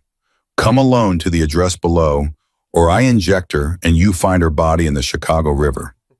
You have 1 hour. The world tilted. Quinn's vision narrowed to a tunnel. Lily. The ghost had Lily, had somehow gotten past all the security, all the guards, all the protection they'd built. Quinn ran back to where Steele was waiting. She didn't care about being subtle anymore. Didn't care about the plan. The ghost has Lily. Her father's face went white as Quinn showed him the phone, the empty room, the impossible message that meant everything had already gone wrong. That's impossible. We have 20 men at that location. Security everywhere, cameras on every approach. Steele's voice carried the edge of a man watching his world collapse in real time. But Quinn was already moving, sprinting back toward the truck, her sprained ankle screaming protest with every step. The woman across the street had vanished into the Chicago crowds like smoke dispersing in wind. A distraction, a decoy, a way to keep Quinn and every biker focused on Grant Park while the real threat operated 40 miles away in Indiana. Steele caught up to her at the truck, his hand on her shoulder, stopping her from climbing in. We go tactical, full force. Surround the warehouse, she specified. Overwhelming numbers. And she'll see you coming and kill Lily before you get within 100 yards. Quinn pulled free, desperation making her voice sharp. She's been planning this for how long? Watching us, she knows how you think. She knows how the club operates. This is the only move we didn't prepare for because we thought Lily was safe. You're not going in alone. I don't have a choice. Quinn's eyes burned, but she refused to let tears fall. She's my sister, my family, and this is my fault. I'm the one who suggested the trap. I'm the one who made myself visible. I'm the one the ghost wants. Steele looked at his daughter, 14 years old, and carrying weight no child should have to bear. Every protective instinct he'd been learning over the past 2 weeks screamed at him to lock her in the truck and handle this himself. But the mathematics were brutal and simple. If Quinn didn't show up alone, Lily died. If he brought backup, the ghost could see Lily died. If they waited, Lily died. 50 bikers positioned 3 blocks from the warehouse. You wear a wire. We listen to everything. The second, and I mean the absolute second, I think you are in real danger, we come in. And Quinn, his voice cracked. If something happens to you, if I lose both my daughters because I let you walk into this, I won't survive it. Do you understand? Quinn understood. She also understood she didn't have a choice. The warehouse district looked exactly like every crime scene Quinn had ever glimpsed on television screens through shop windows. Abandoned buildings with windows like empty eye sockets. Graffiti covering brick and layers of forgotten names and broken promises. Empty lots filled with rusted machinery and the corpses of dreams that had died decades ago. The kind of place where people disappeared and nobody asked questions because asking questions meant caring, and caring about the forgotten required energy this city didn't have to spare. Quinn walked alone down the center of the street. The wire under her vest transmitted her heartbeat and breathing to Steele and 50 brothers waiting 3 blocks away, close enough to respond if she signaled, far enough that the ghost wouldn't see them coming. The distance felt like miles, felt like the gap between living and dying. The warehouse address matched an old textile factory, 5 stories of red brick and shattered windows, and the architectural corpse of American manufacturing. The front door hung open, creaking in wind that smelled like winter and rust and endings. Quinn stepped inside. Darkness swallowed her whole. The only light came from holes in the roof where afternoon sun pierced through in dusty beams that looked like spotlights waiting for actors who'd never take the stage. I'm here. Her voice echoed off concrete and steel and emptiness. I came alone like you asked. Let Lily go. Footsteps echoed from somewhere above. A woman's voice, calm and controlled, and carrying the kind of patience that came from years of planning this exact moment. Did you really come alone, Quinn? Or is Daddy Dearest waiting 3 blocks away with his little army? I can see the wire from here, you know? The bulge under your vest. But it doesn't matter. I expected that. I would have done the same thing. Quinn didn't respond, didn't confirm or deny. Come upstairs. 3rd floor. And Quinn, don't try anything heroic. I have a syringe pressed against Lily's neck. Same thing I gave your mother. One push, and she's dead in 90 seconds. The poison works fast. Painless, they say. But you'll never know for sure, will you? Quinn climbed the stairs. Each step creaked under her weight loud enough that Steele would hear it through the wire, loud enough to count, to track her progress, to coordinate the response if everything went wrong. The second floor was gutted. The third floor opened into a large, empty space where machines had once hummed with productivity and purpose. Now just emptiness. Windows on all sides provided sight lines in every direction. Perfect defensive position, hard to approach without being seen from 100 yards out. And in the center of the room, sitting in a metal folding chair, with her hands zip-tied behind her back and duct tape covering her mouth, was Lily. The 8-year-old's eyes were red from crying, but she was alive, conscious, terrified but unhurt. When she saw Quinn, she tried to scream through the tape, tried to warn her, or beg for help, or maybe just say the name of the person who'd saved her once and was walking into death to try saving her again. Standing behind Lily, one hand on the child's shoulder and the other holding a syringe pressed against her neck, was a woman Quinn's brain recognized even though they'd never met. Mid-30s. Dark hair like Catherine's, same bone structure, same eyes that had looked out from Quinn's mother's face before the drugs hollowed her out. Family resemblance was unmistakable, undeniable, written in genetics, in the architecture of cheekbones, in the shape of mouths that knew how to smile the same way. This was Catherine's sister, Quinn's aunt, the ghost made flesh. "Hello, Quinn." The woman's voice was soft, almost gentle. "I'm Raven, your mother's sister, your aunt, and I've been looking for you for a very long time." Quinn couldn't speak, could barely breathe.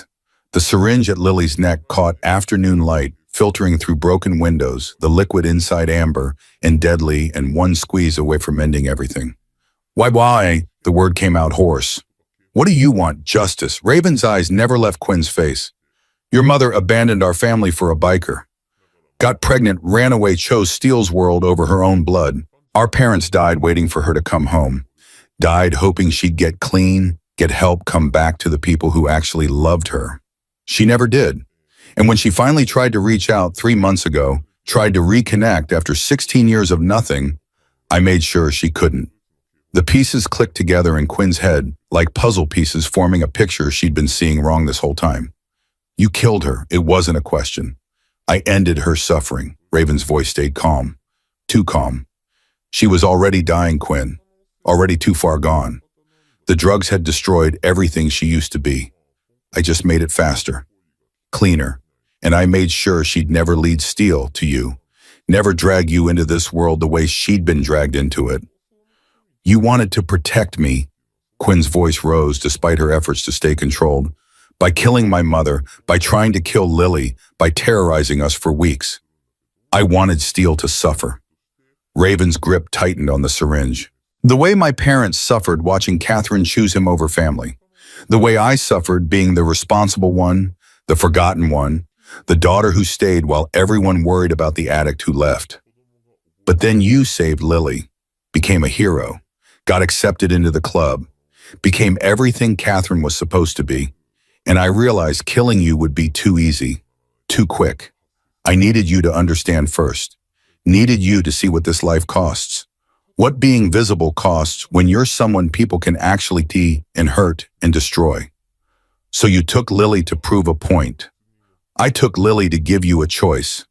Raven's voice went hard, sharp as the needle she held. "The same choice Catherine had. Family or the club. Your blood family, the sister connected to you by genetics and shared history and Catherine's memory. Or the found family.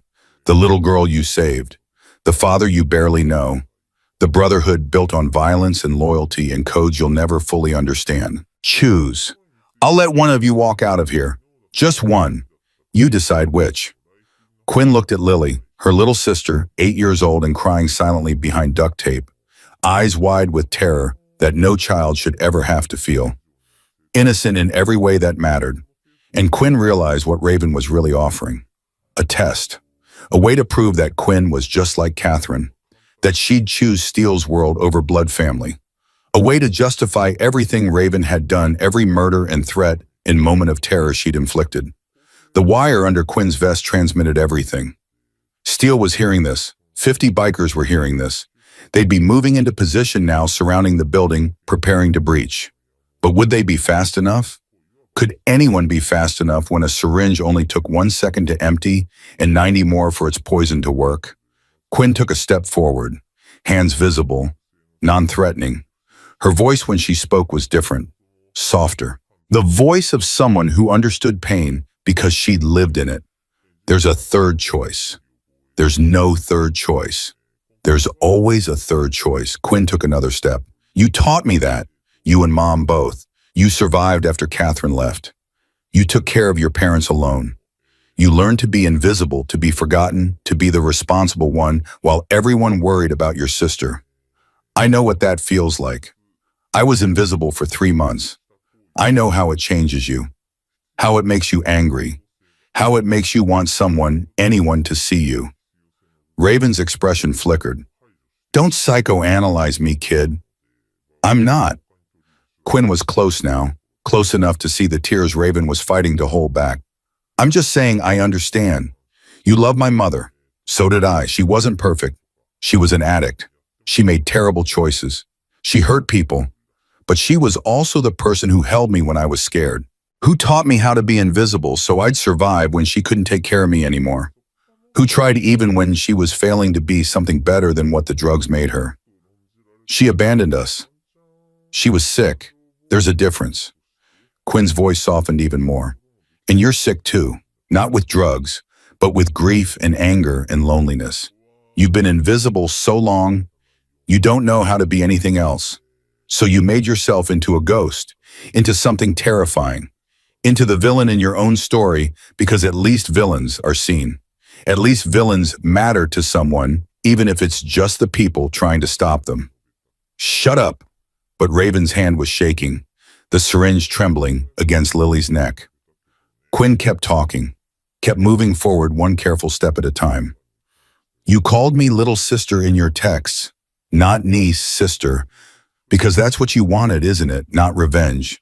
Family. Someone who understood what it felt like to lose Catherine. Someone who saw you, really saw you, not as the responsible daughter or the sister who stayed or the woman who took care of dying parents alone. Just as a person who's been hurting for so long, you forgot what it feels like to not hurt. I said, shut up. Tears were running down Raven's face now, the mask cracking, years of carefully constructed rage breaking apart under the weight of someone finally seeing her. Quinn extended her hand, slowly, like approaching a wounded animal that could still bite. I see you, Raven. I see you hurting. I see you angry. I see you grieving for a sister who died years before the overdose actually killed her. And I'm sorry Catherine left you. I'm sorry you had to watch her destroy herself. I'm sorry our family failed you so badly that murder seemed like the only answer. The warehouse went absolutely silent. Just the sound of Raven's ragged breathing and Lily's muffled crying and Quinn's heartbeat hammering so loud she could feel it in her throat. You can kill us both. Quinn's voice was barely a whisper now. You probably will, but it won't bring her back. Won't make the pain stop. Won't make you visible in the way you want to be visible. It'll just make you a murderer. It'll just make you someone else who got erased by grief and anger in a world that doesn't care about invisible people. Quinn was close enough to touch Raven now. Close enough to see the individual tears tracking through makeup that had been applied to hide exhaustion. Close enough to see the trembling in hands that had held steady through murder and planning and months of patient stalking. Or you can put down the syringe. Let Lily go. And I promise, I swear on Catherine's memory, I will remember her with you. I will mourn her with you. I will make sure she's not forgotten. That you're not forgotten. That we're not forgotten. Sisters, both of us, because that's what we are. We're both Catherine's daughters. We both lost her. We both have to figure out how to survive that loss without becoming monsters. The syringe pressed harder against Lily's neck for one terrible second. Hard enough to dimple skin. Hard enough that Quinn could see the exact spot where the needle would enter if Raven's finger moved even a fraction of an inch. Then Raven's hand dropped. The syringe clattered to the floor, amber liquid spilling across concrete in a puddle that caught light and looked almost beautiful if you didn't know it was poison. Raven sank to her knees, sobbing. Not crying, sobbing. The kind of crying that comes from a place so deep you didn't know it existed until it erupts like a geyser that's been building pressure for years. Quinn moved fast, ripped the duct tape off Lily's mouth, cut the zip ties with the pocket knife Steele had given her 2 weeks ago. Lily threw her arms around Quinn's neck and held on like drowning, like the only solid thing in a world made of water and fear. It's okay, little sister. You're safe. I've got you. I've got you, and I'm not letting go. Behind them, Raven just kept crying. Decades of grief and anger and loneliness pouring out in sounds that barely seemed human. Sounds like a wounded animal finally able to express pain it had been carrying silently for so long. Bikers stormed in 30 seconds later. 50 men pouring through every entrance with weapons drawn and fury written across faces that had seen violence but never betrayal quite like this. They surrounded Raven before she could move, before she could reach for the syringe she'd dropped, before she could do anything except curl into herself and break under the weight of everything she'd been carrying alone. Steele reached Quinn and Lily first, dropped to his knees beside them, arms wrapping around both daughters, holding them like he'd never let go. Like he could protect them from the world through sheer force of will if he just held tight enough. Are you hurt? Either of you. Did she? We're okay. Quinn's voice was muffled against his shoulder. We're okay, Dad. It was the first time she'd called him that. Dad. Not Steele, not Sir, Dad. The word felt strange in her mouth, foreign, but also right in a way she hadn't expected. Steele looked at Raven being handcuffed by one of the brothers, still sobbing, still breaking apart. His expression was complicated. Rage and grief and something that might have been understanding mixed together. Don't hurt her. Quinn's voice made him look back at her. She kidnapped your sister. She killed Catherine. She terrorized you for weeks. I know. Quinn met his eyes. But she's also my aunt. She's family. She's sick and alone. And she needs help, not prison, not more pain. She needs someone to see her the way Lily saw me when I was invisible in your basement. She needs someone to remember she's a person, not just a monster. Steele stared at his daughter for a long moment, then at Raven, then back at Quinn. You have a bigger heart than anyone I've ever met. You know that. I learned from watching you with Lily. Family's worth saving. Even when they're broken, especially when they're broken. The police arrived, then paramedics, then news crews who'd somehow gotten wind of the standoff and wanted their footage, their story, their piece of the viral sensation that had started with a homeless girl doing CPR on frozen grass. But Steele's brothers formed a wall between the cameras and Quinn protecting her from the spotlight she'd never asked for. Raven was taken away in an ambulance, not a police car, psychiatric evaluation. The courts would eventually rule her mentally unfit to stand trial, recognizing that decades of untreated trauma and grief had broken something fundamental in her ability to distinguish between justice and murder. She'd spend time in a facility, not a prison, getting help, slowly learning to be visible in healthy ways instead of destructive ones. The ghost was gone. In her place was just a woman named Raven who'd loved her sister too much and hurt too deeply and needed someone to see her pain before it consumed her completely. Several months passed. Winter gave way to early spring, Chicago thawing under March sun that felt like forgiveness.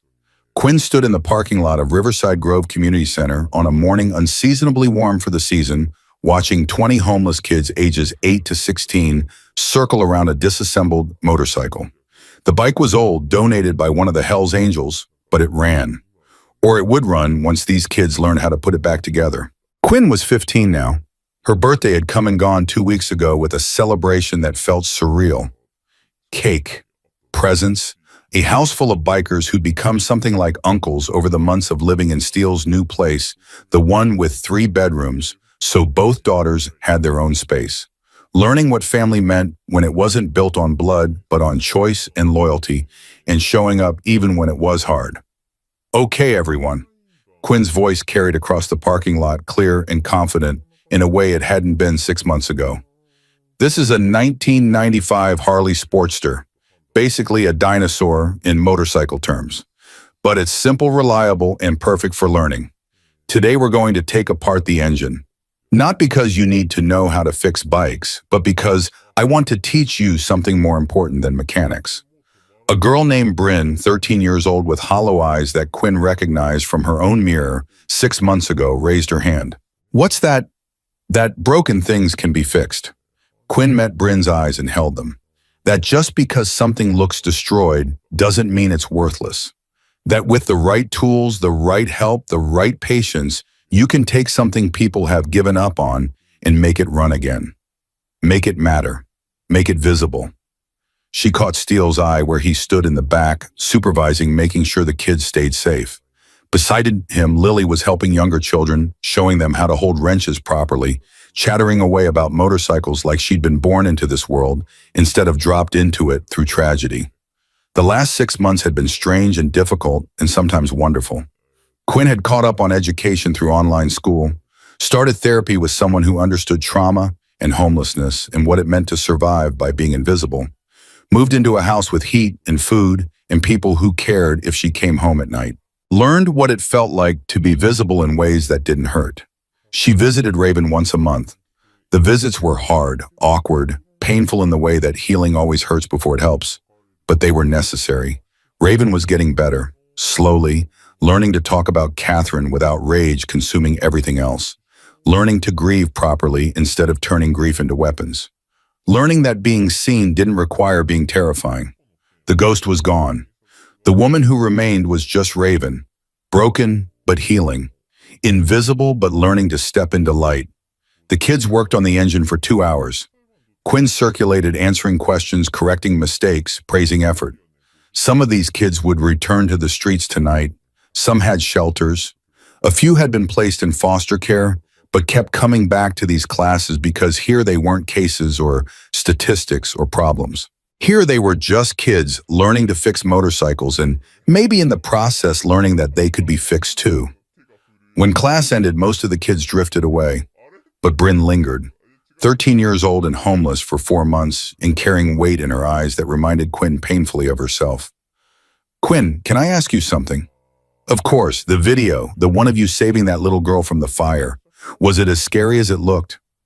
Quinn thought about lying, about making herself sound braver than she'd felt. But these kids deserve truth.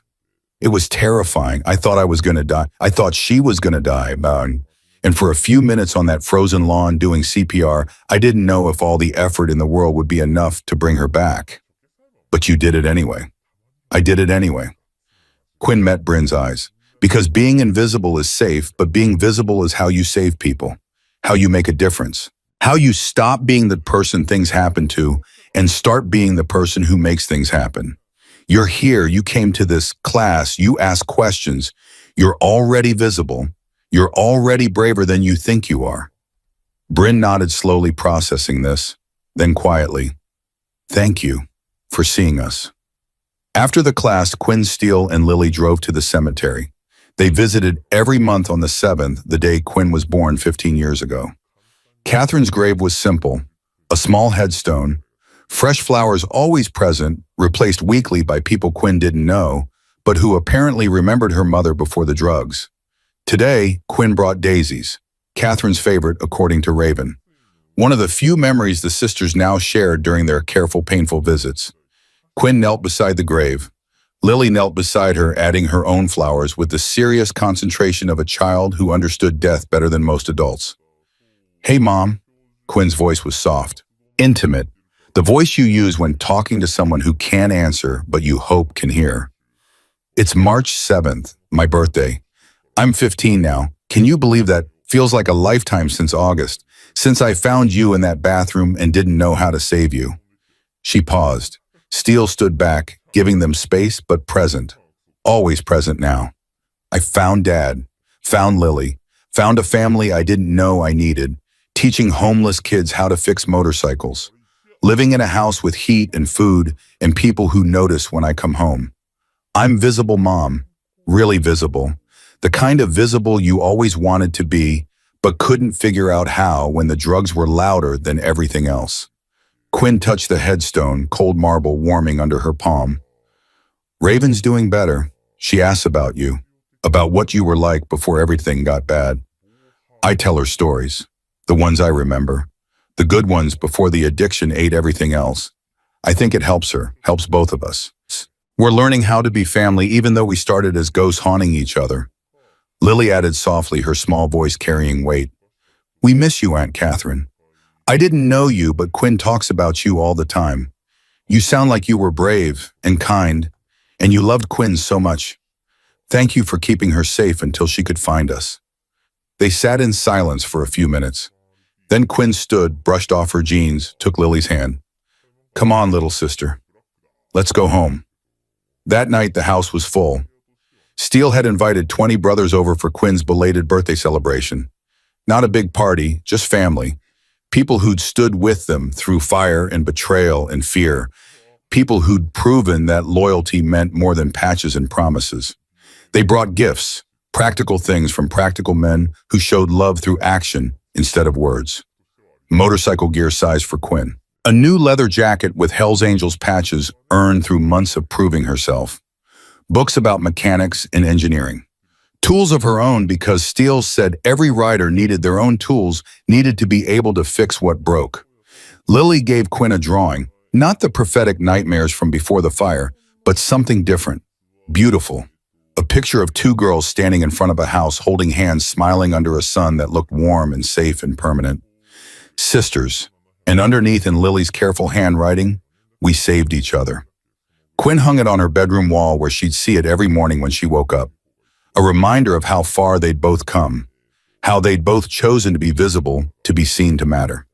Late that night, after everyone had left and Lily had fallen asleep clutching the stuffed bear Quinn had given her months ago, Quinn stood on the porch with Steele. Father and daughter looking out at Chicago lights in the distance, both of them quiet, both of them thinking. You did good today, Steele said finally, with those kids, with everything. I'm proud of you. I learned from you.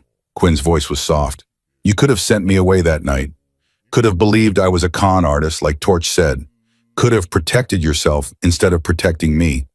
But you chose to see me, to believe me, to give me a chance I never thought I'd get. You earned that chance. Steele put his arm around her shoulders. Every day you earn it again. By being brave, by being kind, by refusing to let the world make you small, even though it tried hard enough. Your mother would be proud. Hell, I'm proud enough for both of us. They stood in comfortable silence. Then Quinn asked the question she'd been thinking about for weeks.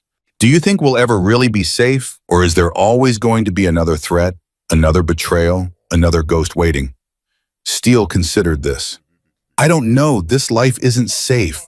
Brotherhood isn't safe, being visible isn't safe, but being invisible wasn't safe either. You nearly froze to death in my basement. So maybe the question isn't about being safe. Maybe it's about being alive, really alive, surrounded by people worth fighting for even when fighting is hard. Quinn thought about the homeless kids learning to fix motorcycles, about Lily drawing pictures of sisters instead of fires, about Raven slowly healing in a facility paid for by the family she'd tried to destroy. About 1,000 bikers who drop everything to protect two girls they barely knew 6 months ago. Yeah, she said finally. I think you're right. Happy birthday, kid. Thanks, Dad. The house lights glowed warm behind them. Inside, Lily slept safely with no nightmares tonight. Upstairs in Quinn's room, the drawing hung on the wall. We saved each other. And outside, Chicago stretched endless under March stars full of invisible people who just needed someone to see them. Quinn pulled out her phone. Scrolled through messages from the kids she taught thanking her for the class, asking about next week, requesting help with problems that had nothing to do with motorcycles and everything to do with surviving another day on streets that didn't care. She posted one final message to social media. The last post she'd make about the fire, about the rescue, about everything that had happened. A photo of her teaching the class surrounded by homeless kids, all of them smiling, all of them visible in a way they hadn't been before. The caption read, 6 months ago, I was invisible. Cold, hungry, forgotten. I thought survival meant hiding, disappearing, making myself small enough that the world couldn't hurt me. But I was wrong. Survival means being seen. It means risking everything to save someone else. It means choosing family, choosing courage, choosing to matter even when it's terrifying. To every invisible kid reading this, I see you. You matter. You're not alone. And someday when you're ready, choose to be visible. Choose to be seen. Choose to save someone else the way someone saved you. Because that's how we survive. Not by hiding, but by standing up, being counted, and refusing to let the world erase us. We're visible now. All of us. And we're never going back. The post went live. Within minutes, 10,000 likes. Within an hour, 100,000. Within the day, it would hit millions, spreading across platforms and demographics and into the feeds of people who needed to hear that invisibility wasn't permanent, that broken things could be fixed, that survival was possible even when the world tried its hardest to erase you. But Quinn wasn't watching the numbers climb. She was standing on the porch with her father looking at Chicago lights, thinking about tomorrow's class and next week's lessons, and all the invisible kids who needed someone to teach them that they mattered. Steele's phone buzzed. He checked it, smiled, showed Quinn. A message from Lily's teacher about an essay the 8-year-old had written. The subject line said, "Your daughter's hero." The essay was simple, written in handwriting that wobbled with effort but carried truth in every misspelled word. My hero is my sister Quinn. She saved me from a fire, but she also saved me from being alone. She taught me that scary things can happen, but we can be brave anyway. She taught me that family is people who choose to love you. She taught me that being a hero isn't about being strong. It's about being there when someone needs you. I want to be like Quinn when I grow up, brave and kind and visible, because she taught me that hiding doesn't keep you safe. Love keeps you safe. Family keeps you safe. Being seen keeps you safe. I love my sister. She's the best hero ever. Quinn read it twice, then handed the phone back to Steele with tears in her eyes. Tell her I love her too, and that she's my hero right back. The night grew late. Stars emerged over Chicago, brilliant and cold and permanent in a way human lives never were. The city breathed and moved and lived full of invisible people, invisible ones, full of broken things waiting to be fixed, full of ghosts becoming real and real people becoming family. Quinn had started this journey in a basement, cold, hungry, alone, invisible. She'd saved a little girl from fire, exposed traitors, found a father, gained a sister, earned a vest, faced a ghost and chosen mercy over revenge. And now she stood teaching homeless kids that visibility was power, that being seen was strength, that the world couldn't erase you if you refused to disappear. The ghost in the basement had learned to breathe, had learned to be human, had learned that sometimes the bravest thing you can do is let yourself be found.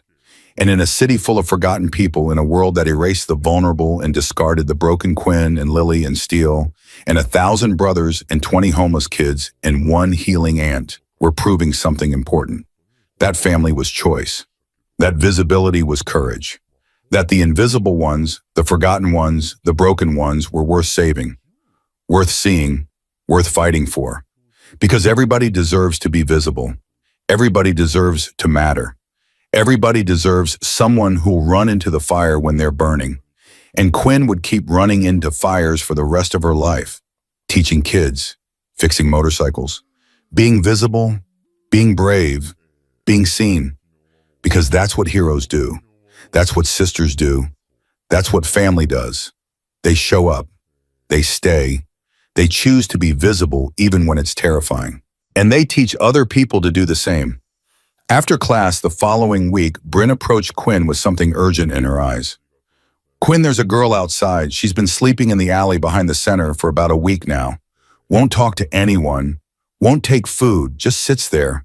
She looks like you did in that video, before the fire, scared and alone and trying to be invisible. Quinn's heart clenched. She knew that look, had worn it herself not so long ago. Where is she? Bryn led her to the alley. There, curled against a dumpster in clothes too thin for March weather, was a girl maybe 12 years old. Dark hair tangled and dirty, eyes hollow with hunger and fear, and the desperate hope that if you made yourself small enough, the world would forget to hurt you. Quinn knelt down slowly, non-threatening, the way you approach wounded animals that could still run. Hey, I'm Quinn. You hungry? The girl's eyes flickered up, met Quinn's for just a second, then dropped again. But she nodded, small, barely visible, but a nod nonetheless. Come inside with me. Let me teach you something about motorcycles and about being visible. The girl hesitated, fear warring with hunger, warring with the desperate loneliness of being invisible for too long. I was like you, Quinn said softly. 6 months ago, I was sleeping in basements and stealing food and trying so hard to disappear that I almost succeeded. But someone saw me anyway. Someone fed me crackers in the dark and called me friend when I was nobody. And it changed everything. The girl looked up again. Really looked this time. Seeing Quinn not as a threat, but as someone who understood. Will you teach me how to be visible without getting hurt? Yeah. Quinn extended her hand. I'll teach you. That's what we do here. We teach invisible kids that broken things can be fixed. That you can be seen without being destroyed. That survival isn't about hiding. It's about finding people who see you and choosing to let them in. The girl took Quinn's hand. Her grip was weak from hunger, but her eyes held something new. Hope, maybe. Or the beginning of trust. Or just the recognition that invisibility, while safe, was also its own kind of death. Quinn led her inside where Steele and Lily were cleaning up tools. Where 20 other kids who understood what it meant to be forgotten were learning that they mattered. Where a community of broken people was teaching each other how to be whole.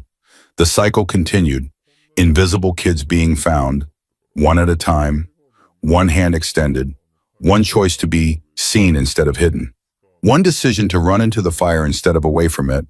And Quinn, who'd been the invisible girl in the basement just months ago, was now the one doing the finding, the one extending hands, the one teaching that visibility wasn't weakness but strength. That being seen was how you survived when the world tried to erase you. She looked at the new girl, seeing herself reflected in those hollow, frightened eyes, and smiled. Welcome, Quinn said. Welcome to being visible. It's scary at first, but I promise you it's worth it. You're worth it, and we're going to prove it together. The girl smiled back, small, tentative, but real. And somewhere in heaven or the ether or wherever souls went when bodies gave out, Catherine was watching her daughter teach invisible children that they mattered, that they could be seen, that they could be saved, just like Quinn had been saved, just like Lily had been saved, just like Raven was being saved from the ghost she'd become. One person at a time, one choice at a time, one moment of visibility at a time, until the invisible became seen, until the forgotten became remembered, until the broken became whole. That was Quinn's legacy. Not the viral video, not the Hell's Angels vest, not even the family she'd found in fire and ashes. Her legacy was every invisible kid she taught to be seen. Every broken thing she helped fix. Every person she showed that survival wasn't about hiding, but about standing up and being counted and refusing to disappear. We're visible now, she'd written. All of us, and we're never going back. It was a promise, a vow, a truth she'd carry for the rest of her life. The invisible girl in the basement had become the visible woman teaching others to be seen, and that made all the difference.